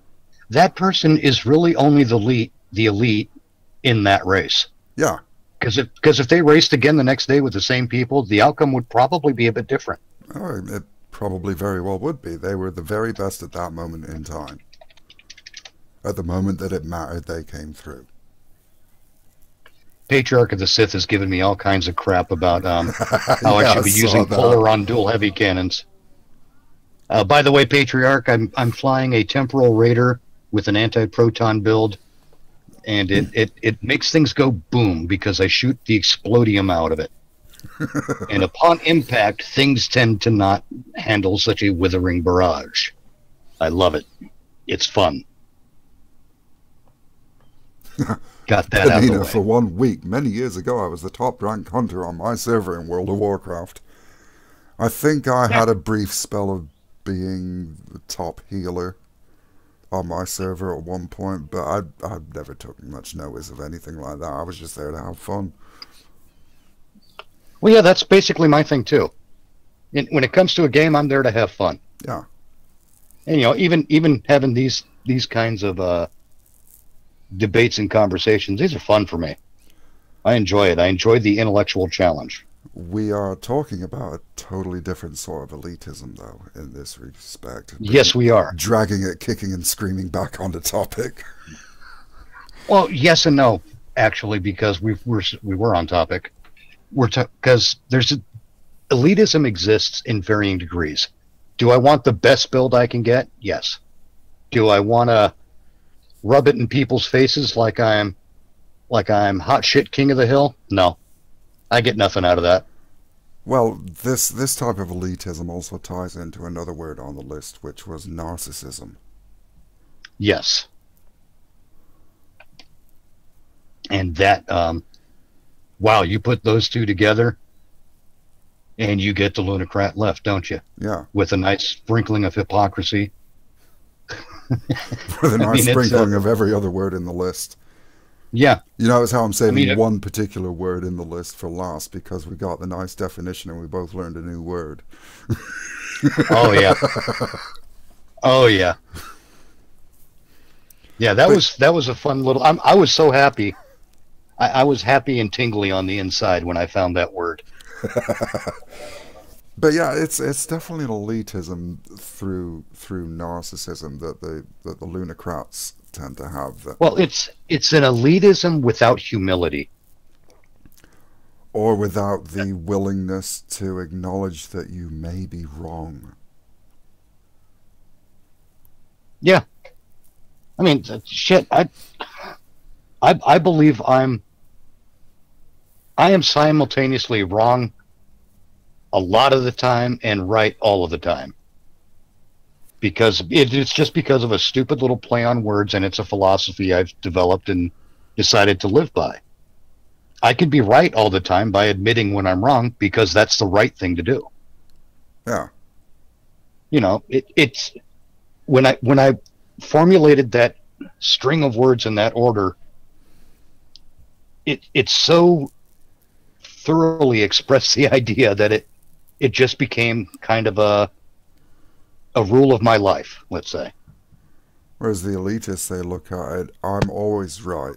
I've only ever been wrong once, and that was when I was thought I was wrong, but I was in fact mistaken. Well, you ever work with someone, or you have a superior at a job who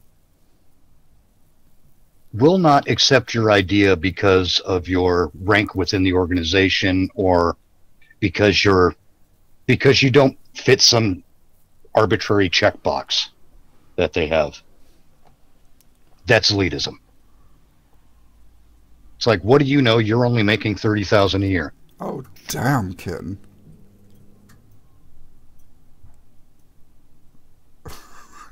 Whoa.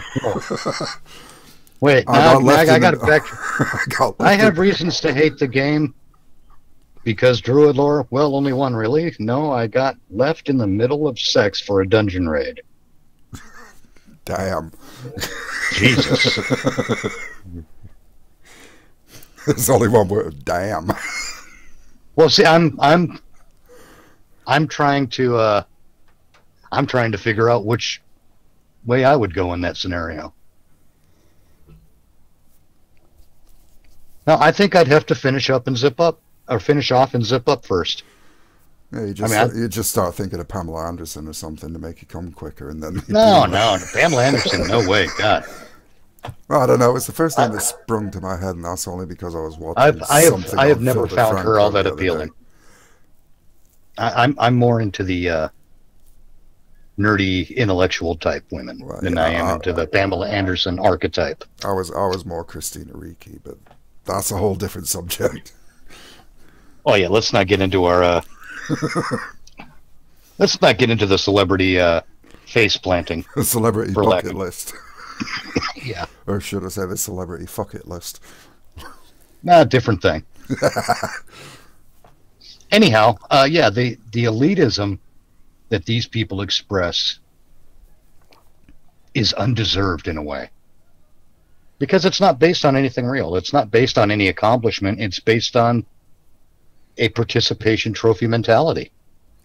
Well, in some cases, yeah, you can definitely say that, but in the case of somebody like you, Hillary Clinton, there was a fair bit of effort involved in getting herself to where she was.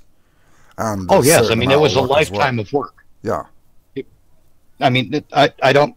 As much as I despise Hillary Clinton, I will never deny that she spent a lifetime working toward that. Yeah, never will I. I really heard that. What? My mother just did the cuckoo clock thing, said something at me which I didn't hear because I've got headphones on. Oh, right. But I will never deny that Hillary Clinton spent a lifetime of work getting to where she ended up. But ultimately, I do believe she ended up in the right place, and that right place is not in the White House. And I'll leave it to her to explain why. All you have to do is listen to her speak. She tells you why she didn't win every time she opens her mouth. Yeah. She's now I mean, that there's no mad mystery person there. at 2 a.m. in Walmart screaming at the cheese. Yes, she's you remember that song by the Police, Synchronicity 2? I don't recall that one. It started off with the lines, "Another suburban family morning, grandmother screaming at the wall." Well, that's Hillary Clinton. Yep, pretty much. Like Grandma, you forgot your pills again. That's where she is in life, and it's, in a way, it's sad, but ultimately, I think she's ended up in the proper place. In the way, it's her wages for her efforts as well. Yes, and as Fuckwad says, a lifetime of evil. As I was describing that Hillary Clinton spent a lifetime getting to where she got. Yeah, this is the payoff. I don't know that she's pure evil. Don't know her. All I know is what I see on the TV and whatnot, and I don't know if it's and what I found through selfish. Well, yeah, I will have what I want and screw everybody else. If people have to die along the way for me getting what I want, well, then so be it. They're not me, so they don't matter. Well, yeah, is it an evil level of selfishness? Maybe. Probably. It's narcissism. Yeah.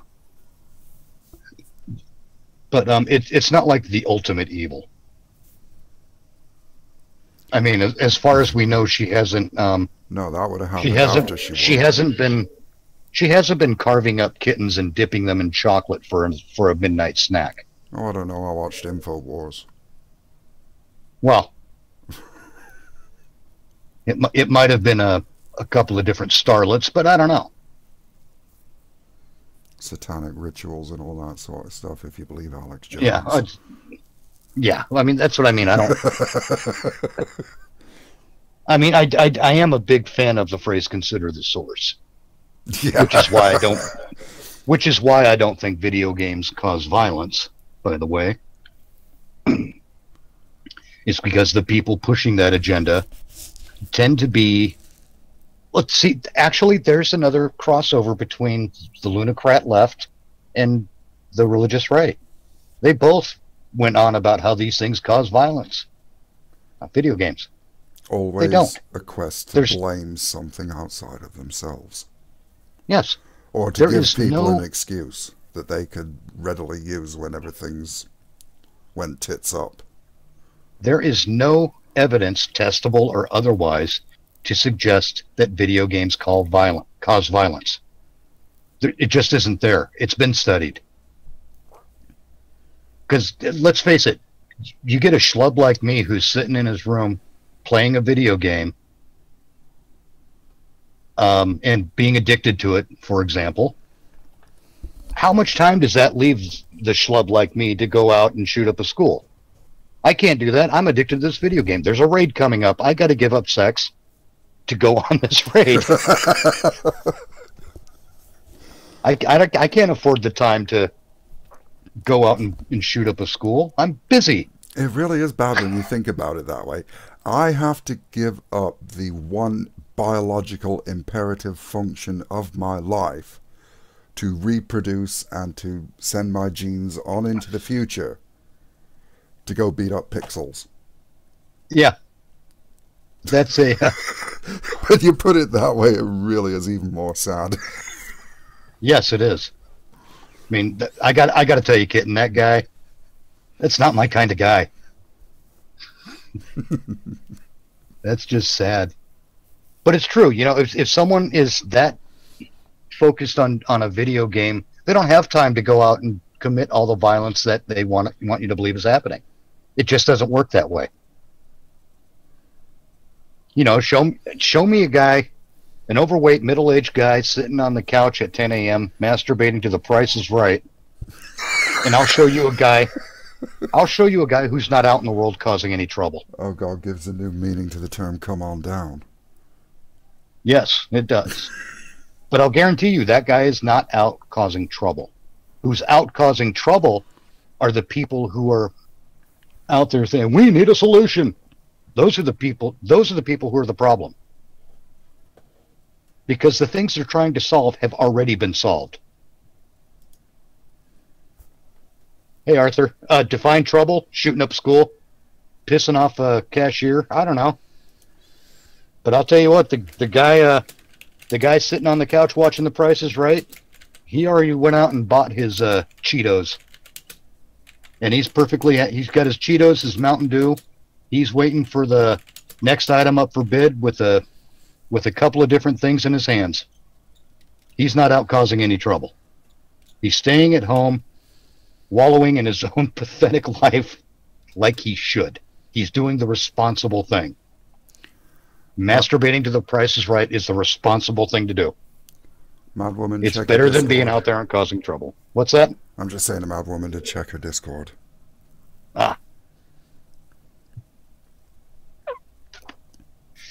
And it's, this is why you can't blame video games. It's because those people they just don't have the time. They don't have they lack the time and the interest to go blow up a school. The only people who are likely to be affected by video games had massive problems before they ever picked up a controller anyway. Oh yeah. Well, let's face it, video games are a huge part of the entertainment industry in general, bigger than Hollywood at this point, I would say. I believe that has been proven to be true, to be honest. I think the only thing that comes ahead of video games, ironically, is pornography. But that's another story. And I'm talking about not necessarily in dollar figures, but in time spent. In how much time you spend on them. Video games are huge. People spend a hell of a lot of time on video games. That means they don't have time to go out and do all this evil stuff. And really, I'd almost say that the people going out and doing all this evil stuff are the ones who have been told they can't play the video games. Jesus Christ, let a guy play a video game. Maybe a school won't get shot up. Because, a video game is that kind of thing where it can be a release. Oh, sure, you go talk to a counselor, but that's not going to release anything really. Not with the energy that can be released while playing a video game. You can release more of that energy with a video game than you can sitting and going over the same event for the 50th time. And counselors only work if you're dedicated to the idea that a counselor will work. If you'd rather be playing video games than talking to a shrink, there's no way in hell a counselor is going to have any effect. Let's see, I saw a video of senior citizens that was given GTA 5 to play, and they liked it and said that it was something you can distinguish reality to fantasy. Yeah. It's a stupid argument. Video games are not to blame. That's dumb. But how does that play into elitism or hypocrisy or narcissism? The strangest thing. I'll tell you how. I've got a daughter who's, as anybody who knows me and has spoken to me in the Discord chat knows, is on the autistic spectrum. Now, being on the autistic spectrum, people on the spectrum tend to love games like Pokemon and Yu-Gi-Oh! And such because there's a lot of things to categorize, statistics to learn, and all of the weights and balances that go with it. Now, autism comes with its own unique, I wouldn't call them problems because they're not, they're just unique ways of looking at things. Right. Which means that, yes, people on the spectrum can become obsessed with these games. But even in her most obsessed state with Pokemon, I never saw her go outside and throw a spherical object at a cat thinking she's going to capture it. Yeah. Tennis ball, cat. Let's see what happens. Just one pissed off cat and a bouncing ball. Yeah.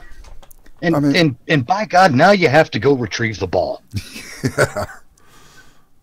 It's not worth it. Oh yeah, back in the 70s where they used to say that if you play, who was it? Was it Black Sabbath? That if you play their record backwards, it has satanic messages. Oh God, They tried to pull that nonsense up into the 90s, I Oh believe. God, yeah. And it happens every time. You're true. That's why dogs are better, because the dog will bring the ball back to you if you try to capture it with a tennis ball like it's a pokeball. So therefore, I should swap my daughter for a dog.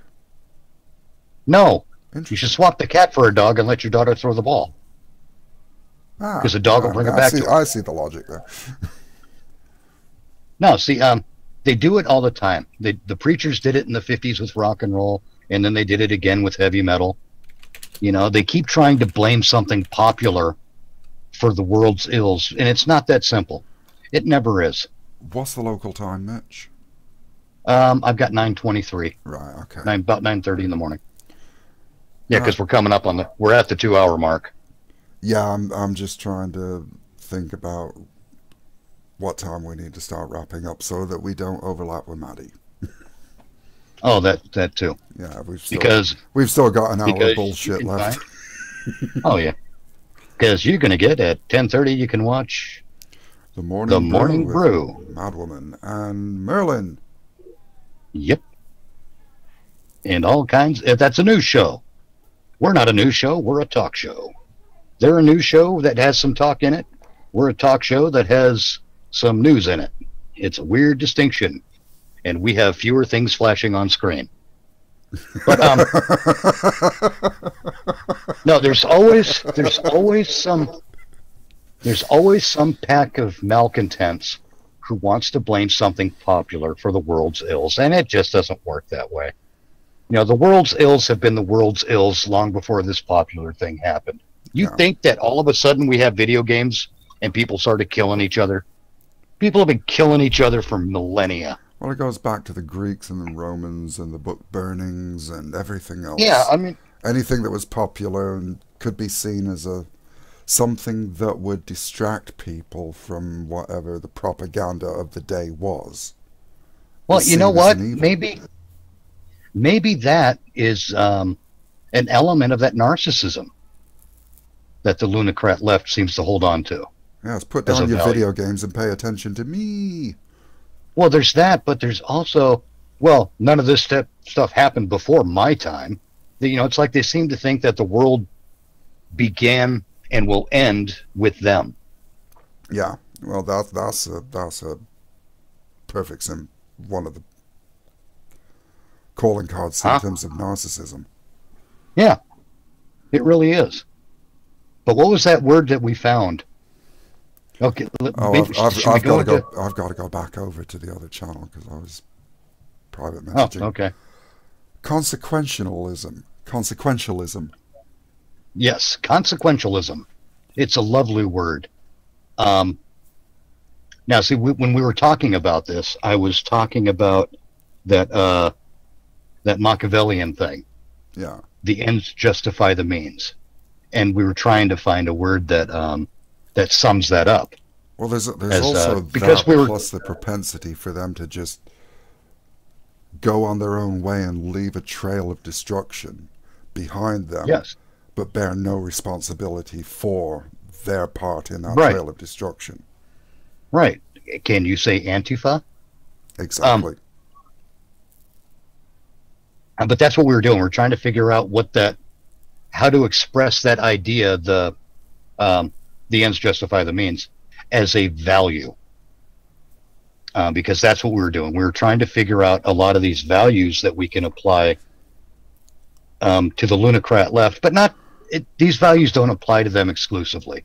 As I've said, these values apply to almost anyone of an extremist bent. Well, they actually apply to most of the population. It's just the lunocrats and the far right tend to crank it up to 11. Yes, they really do. And it's true. Antifa is a prime example of that. They're burning trash, breaking windows, invading spaces, because everything's a space now. I love my school. Keep the fascists away from my school because I love my school, so I go and set fire to it. There's just... Yeah. See what the fascists did to my school? See what the fascists made me do to my school? Bullshit. That's you exactly did it. Clean what it up. Is. You know what it is? And I'm going to put it in rather graphic terms. It's people who can't wipe their own asses, or rather, they can't be bothered to wipe their own asses. They took a shit, and they expect you to wipe their ass for them. Well, no. It's that guest that How comes about around to that? the house, takes a dump on the carpet, and expects you to clean it up. You know, it's when the likes of Black Lives Matter get involved in and burn down a black neighborhood, and and expect someone else to chip in to help rebuild it. No, no, you tore it down. You built it back Yes, up. it's like an abuser blaming their victim. Exactly. Very much so. Exactly. That's exactly what it is. It's that guy in that tank top That with the exact armpit that stains. that right there exactly describes the lunacrats. You know, he's in the back of his hand is callous because that's what he used to keep hitting his family, and it's their fault because his toast was a little dark one day. Yeah, he didn't hurt your face with his hand. You hurt his hand with your face. Right. Because he was forced to punch you around the kitchen for a while because his breakfast was a little cold because he took too long in the shower. This is why the aliens won't talk to us. Just to be clear. Yeah, exactly. She asked for it mentality. That's bullshit, though. And this basically stems it's from not the it's participation trophy mentality. well, yeah, but it was around before that too. But it is the same mentality. It was. It's that same. I'm pretty sure a lot of it stems from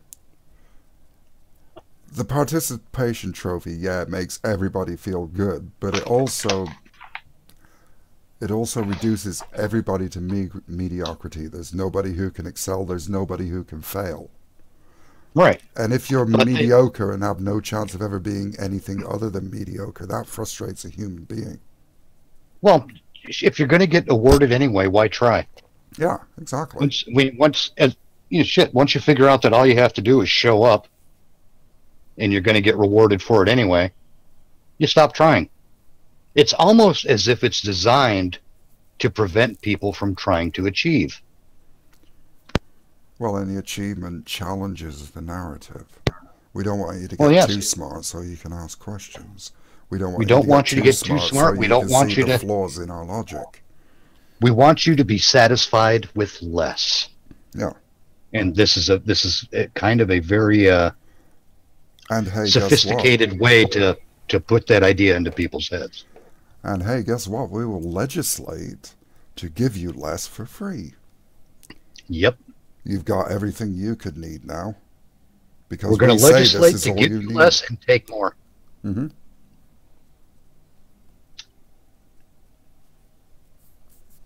That's not a free society. And they've got the delusion that everybody's going to be poor and happy. Yeah. And it is delusional. I mean, that's the whole thing about socialism.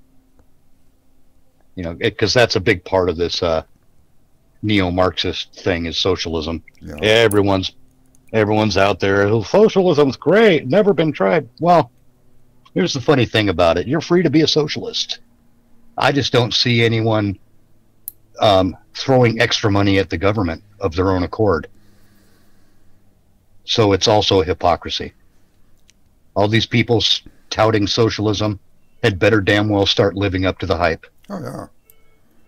Before you make it legislation. I mean, if this is the way that you are convinced is the best way to live, there are plenty of flyover states in America where you can set up a town or a city that lives by those values, but none of them want to go and do that. Of course not. Because they know it's going to be bad for them to do it. Yeah. They want everyone else to do it so that the burden is taken off them, but what they don't realize is the more you inject government into such things, the more the burden increases on everybody. That's why I don't want the government involved in keeping YouTube, Facebook, and Google honest. I don't know how many of you have heard of the fable of the ant and the grasshopper. I haven't. At least not that I know of. Not yet. It's basically the ant spends the whole year collecting food and taking it down to his burrow well, colony, or what, his hole in the ground where ants live. Yeah. And while he's doing that, the grasshopper's just hopping around the meadows, having a whale of a time, amusing himself and doing nothing productive. So it's the movie Ants, or is it Bugs? It basically is the movie A Bug Bugs. Story. It basically is the movie A Bug's Life. Oh, yeah, that's the one. Yep. And then the winter comes, and the ant has got his nice warm little ant hole with loads of food in it, and then the grasshopper comes knocking on the door saying, "Give me some of your food because I'm hungry and I'm cold." And the ant turns around and says, "No, fuck you. You didn't do any work when you should have been working to get the things that you needed. So therefore, right. Screw you. I've got live my and stuff." learn, basically. Yeah. But what we're talking about with the leftocrats is they are looking at those who have aspired to be more than mediocre, made something of themselves, accumulated some wealth, accumulated some status, accumulated the good things that come with actually putting yourself out there, taking risks, and achieving. Because the leftocrats, they've never achieved anything. They've just sat on their ass and expected the government to hand out everything that they could possibly need. So then they see rich people and they go, "You've got stuff that I should have. You worked for it? Well, that doesn't matter. I should have it too. So therefore, you should give me your stuff." Yep. And that's what this all boils down to, is the entitlement again. Well, you know how, you want to talk entitlement, you know how in America, Congress is allowed to vote itself a pay raise. Yeah. Well, the way it happens is the lunocrat left also vote themselves a pay raise. That's what they're doing when they're voting certain people into office. They know that they're going to get something more out of it. They know that their benefit package will increase. Yeah. Or they believe that their benefit package should increase with so and so in office. That's their motivation. And Kitten, yeah, you are right. They did change that story. Because of course they did, because they have to. Because they have to. They have to put that idea out there that sharing means caring. Well, not always. Sometimes caring means letting someone fail. It's the early stages of indoctrination, because that story is generally told to very young children. Yes, and you have to let people fail. If people don't fail, they don't learn anything. They can't improve if their success or if their lack of success is compensated for. Oh, you learn far more from your failures than you ever do from your successes. Yes, absolutely you do.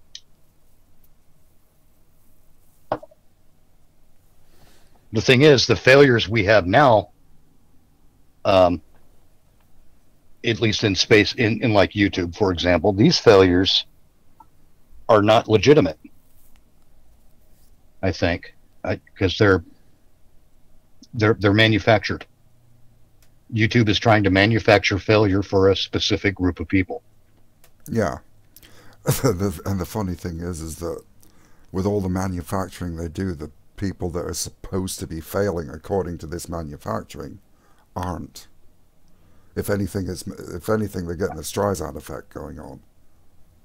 A bit, I mean, but my stuff's pretty stagnant. And I'm really, that's the only real expertise I have is the experience I have. Well, my stuff is stagnant, but that's because I've been a grasshopper and haven't produced anything. Well, yes, there is that. The most I produce is American Reality, this, Lopez and Moosecow on occasion, and I participate in other people's stuff too. When the topic is appropriate to, you know, my field of interest. And then she makes bread and they all come running and she eats it in front of them without a care. Good call. Oh yeah, I know the one you're talking about now. You know, that's, you know, how do we, there's only so many ways you can fight this particular system. Hey, it's Gunny. Sharing is for the weak. I like Viking economics.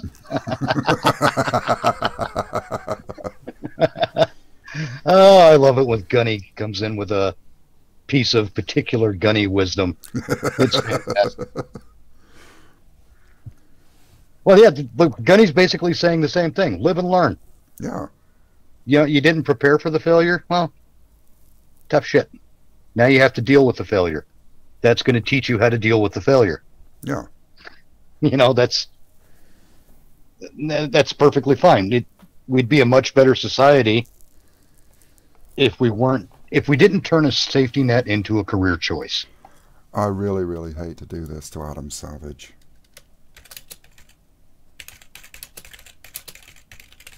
Oh, what now you're typing at Adam Savage? I wish. Hello, Adam. There's a phrase that Adam Savage used on Mythbusters, and it's actually a play on something from Star Wars, I believe. And it's meant to be humorous, but apparently some people took it to heart. Can I just say I've got a bad feeling about this? What's that? Well, I was actually playing with the most commonly used phrase in Star Wars. Oh, yeah. Not a huge Star Wars fan. I've watched them all like once or twice, and that's about it. Well, the first three anyway. I refuse to watch any of the new ones. I'm kind of in that camp at this point, too. But anyway, what did Adam Savage say? I reject your reality and substitute my own. Ah. Well, yeah. That seems to be a life mantra for the Lunacrats. Well, yeah, it is a rejection of reality. Yeah. I mean, facts are racist.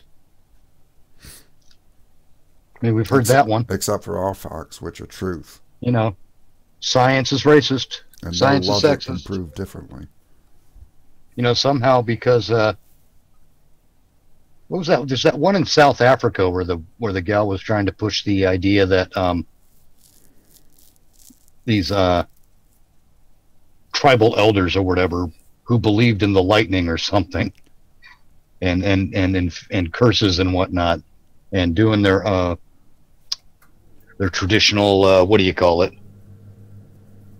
I don't know, the traditional mumbo jumbo thing where they toss a curse at someone. I don't know what it's called. I can't think of the word at the moment. But she claimed that was scientific, and that white man science is somehow colonizing, or what, I don't know, whatever jargon they use in place of English. Oh, there was extreme mental gymnastics. Yeah, it was like mental parkour. Psychotically so. Yeah. And I got news for you, lady. May the force take from doers and give to the weak. Well done, Gunny. I got news for that lady. You know, mumbo jumbo aside, not even aside, but the mumbo jumbo does not change the laws of physics. It doesn't change the laws of how energy and matter interact. In short, it's poppycock. And it also doesn't change basic entry-level human biology. Right. Oh, Gunny, brilliant quote from Predator 2. Fucking voodoo magic man. Wait, it was either Predator 2 or one of the Seagal movies. God. Oh yeah, I know. It was the Seagal movie with a 3-word title. Don't get me started. Don't ask me there. They all have 3-word titles. Never been a fan of Seagal, so I don't know really any of his For movies. the longest time, the Seagal movies had 3-word titles. Above the Law, Out for Justice. God, I can't remember them all now. Lather, rinse, repeat. Yeah, basically.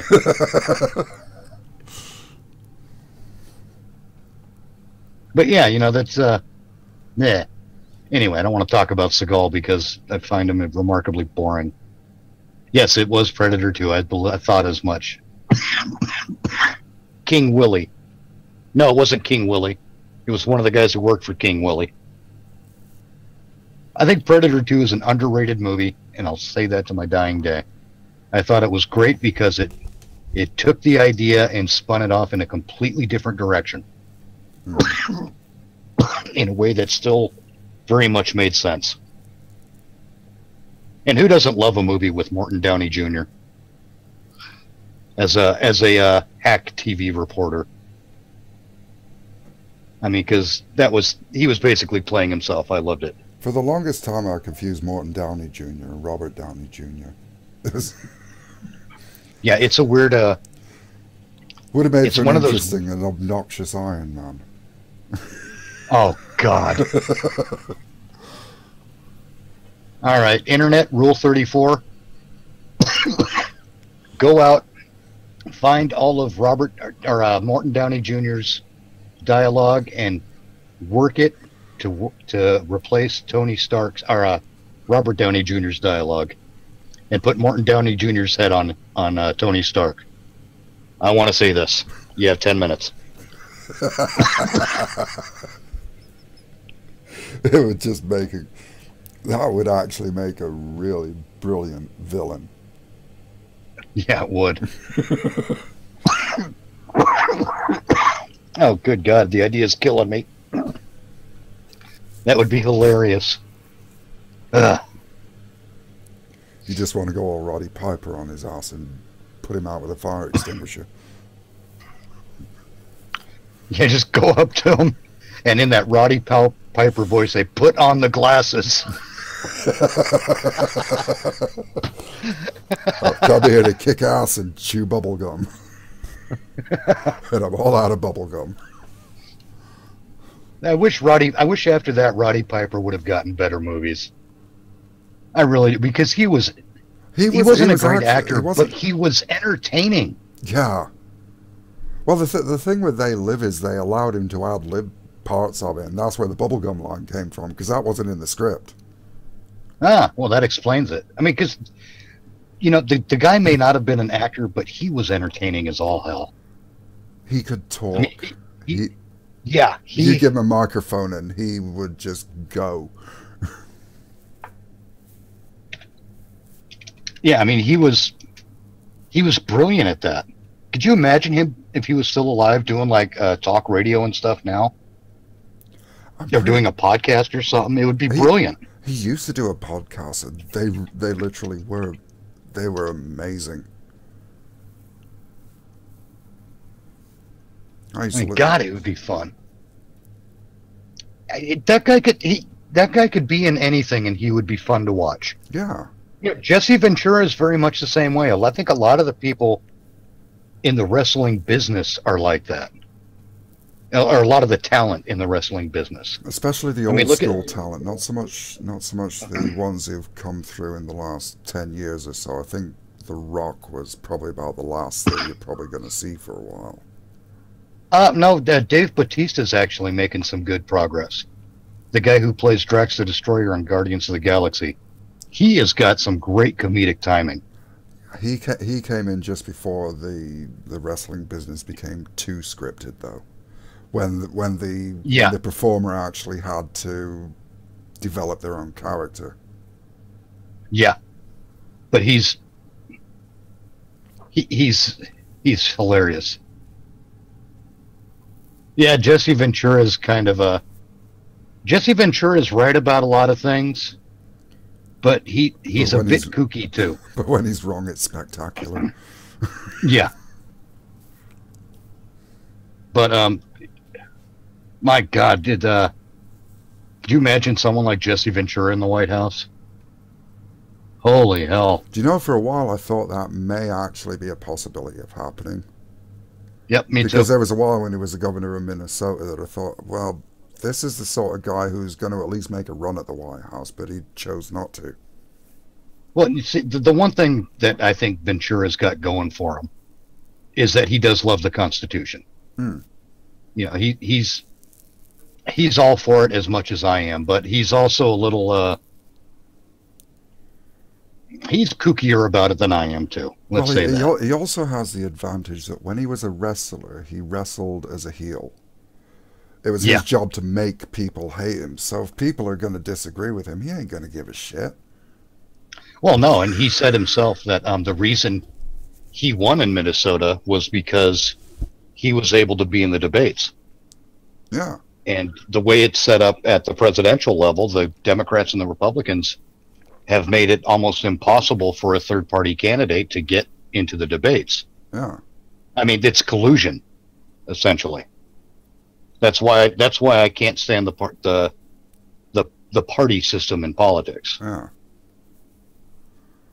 But I mean, Donald Trump, I think, was very smart to choose to run on the Republican ticket because he saw what needed to be tapped into in America, yeah. and he saw how to use it. I mean, that's the thing that always makes me laugh is when you get these pundits on CNN that say Trump's an idiot. And I go, well, if you're smarter than Trump, how come you're not president? That's an unfair assessment. Trump is. I mean, Trump assumes is that these brilliant people in the want to fact be that president. he's hugely intelligent. You don't become a billionaire by being a dumbass. He's Oh, hugely yeah, I intelligent, agree. but he plays the buffoon well as well. Yeah, well, he knows how to play the buffoon and when. Yeah. I mean, let's face it. When he's doing the Twitter thing, that's all trolling. Oh yeah. That's he knows that they're going to be after him for no matter what he says. So he uses that to his advantage. Exactly. He's a master at using a weakness as a strength, you might say. Yeah. And he doesn't always get it right, but who does? Well, no one always gets it right. Look at his stance on video games. I mean, his stance on that flies in the face of all the data that's been collected thus far. And all the data pretty much says that video games do not cause violence. Hell, even the violent crime stats have been going down for decades. Oh, yeah. It has nothing, the school shooting thing, that's nothing new. They got to stop treating it like it's something new. The only reason I think the only reason those seem far more frequent is because now we've got 24-hour news coverage. We've got the internet, which means anything that happens anywhere is instantly all over the world. I mean, you get a shooting in Frog Balls, Arkansas at a school. First, the media is going to cover it. Then it's going to be all over Facebook. Then there's going to be all the YouTube commentary. Yeah. And then there's going to be all the counter commentary and all the comment stuff in the comment sections on Facebook. And then the news media is going to cover it again because there's an update. I mean, it's the intersection. Oh God, it's the intersection of different types of media. Yeah. That make it seem like it's more prevalent than it really is. I mean, I've not looked into any of this, but I'm wondering if the amount of school shootings over the last 25 years, just as an arbitrary number, which I think is going to cover the whole era of the internet, over the last 25 years is any different to the previous 25 or the 25 before that. That would be an interesting thing to look at. Yeah.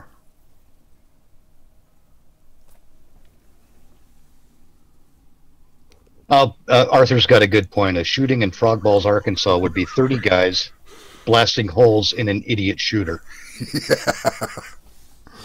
Yeah. Patriarch says, want to stop school shootings?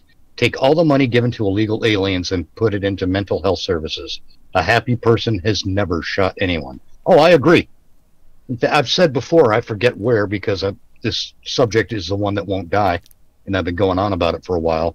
In that case in Florida with the Parkland thing, the existing infrastructure, the government agencies involved, school, FBI, local police, at every level, it was an absolute and complete failure to act. On the part of the school, on the part of the sheriff's office, on the part of the FBI. These agencies, these state agencies, failed everyone, including the shooter. If that kid had been processed through the system properly, he could have gotten the help he needed that would have prevented him becoming a shooter. Yeah, that's the part no one talks about, is that kid was failed too. Oh yeah, definitely. I mean, in 10 years, maybe 20 years, when he develops the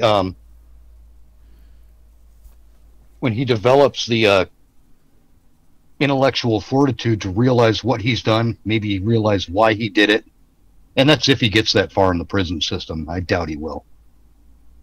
But he's going to recognize it too. He's going to wonder one day why no one bothered to give him the help he needed. He needed help. All the signs were there. He needed the help, and no one lifted a damn finger. Why? Political expediency. Well, the people that did lift a damn finger did what they were supposed to do, but then it went on to the next step, and the next step just fucked it. Because there were plenty of people that were making the report saying there's something not right here, do something, and that's as far as it went. The people who were supposed to have stepped in didn't.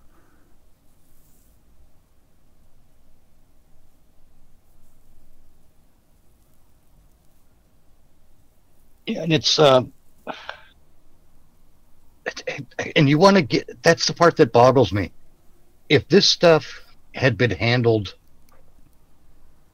a different way, if this stuff was out of the state's hands, if this was a private business kind of scenario, it wouldn't have escalated to this point. The state, like I said, these are state agencies. The school is a state agency. I'm not going to stop saying it.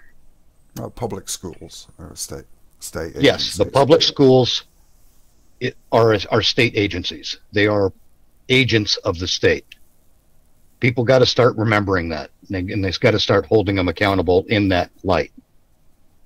If there had been a private agency involved, it would never have gotten this far, because it would have been bad for business. Yeah. That's the problem with giving the government too much power, is when the government has too much power, it's not a question of what's bad for business. I mean, it's just a question of political expediency. The thing with that whole situation is it was handled catastrophically. If it had only just been handled badly, we would have still not have had the shooting. Oh, yeah. Exactly. If it had been handled badly, you know, they probably would have... fucking Gunny. If it had been handled badly, you know, he probably would have gotten onto the grounds and been stopped. He might not have even gotten to the grounds because it had just been shuffled around the system. But at least he would have been in the system. The system never got as it stands now. As it stands, it looked like every aspect of the system decided to disavow his existence. Yeah. And meanwhile, the lunocrat left wants people like this to have more power? I don't think so. People like this are the problem.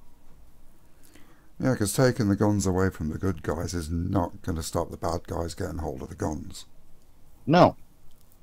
Bad guys are called bad guys because they're bad.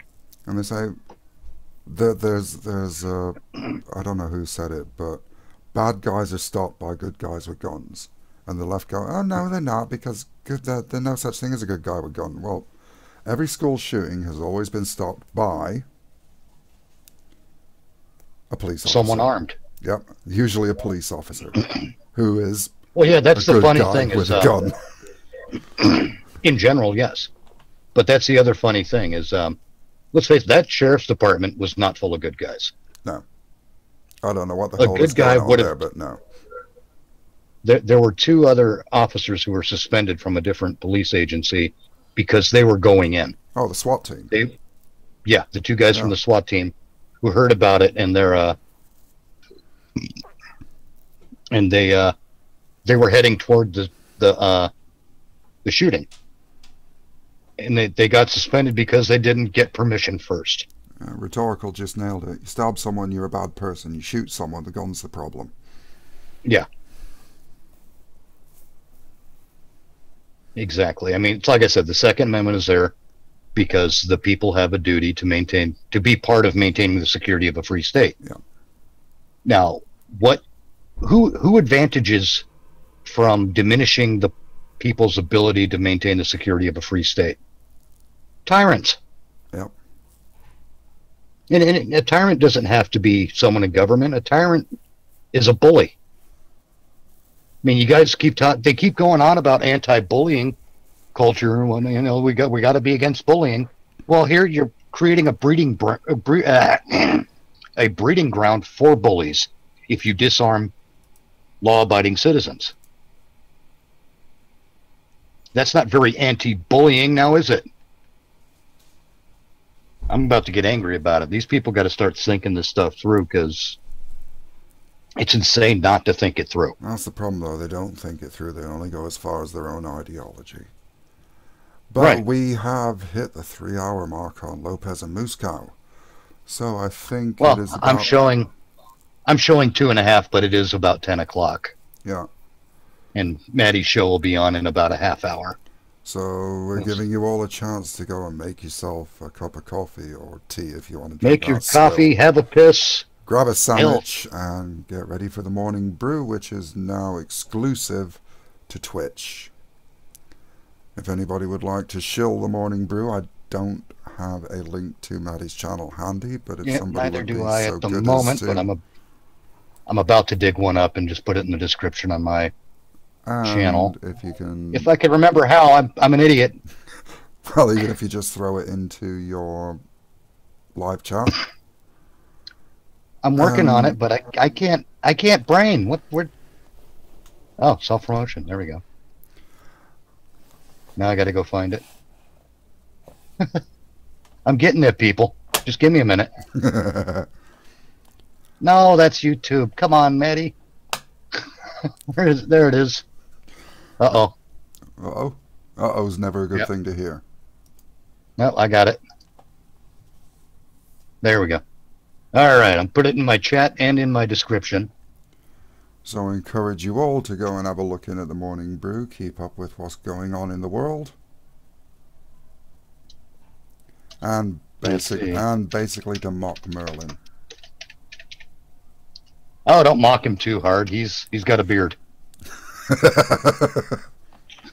Don't expect me to understand how that's relevant. I don't understand it. Just because I say it doesn't mean I understand it. Yes. The morning brew presented by Madwoman and the 4th member of ZZ Top. Yeah, and the unsung 4th member of ZZ Top. ZZ Because Bottom. that's how it works.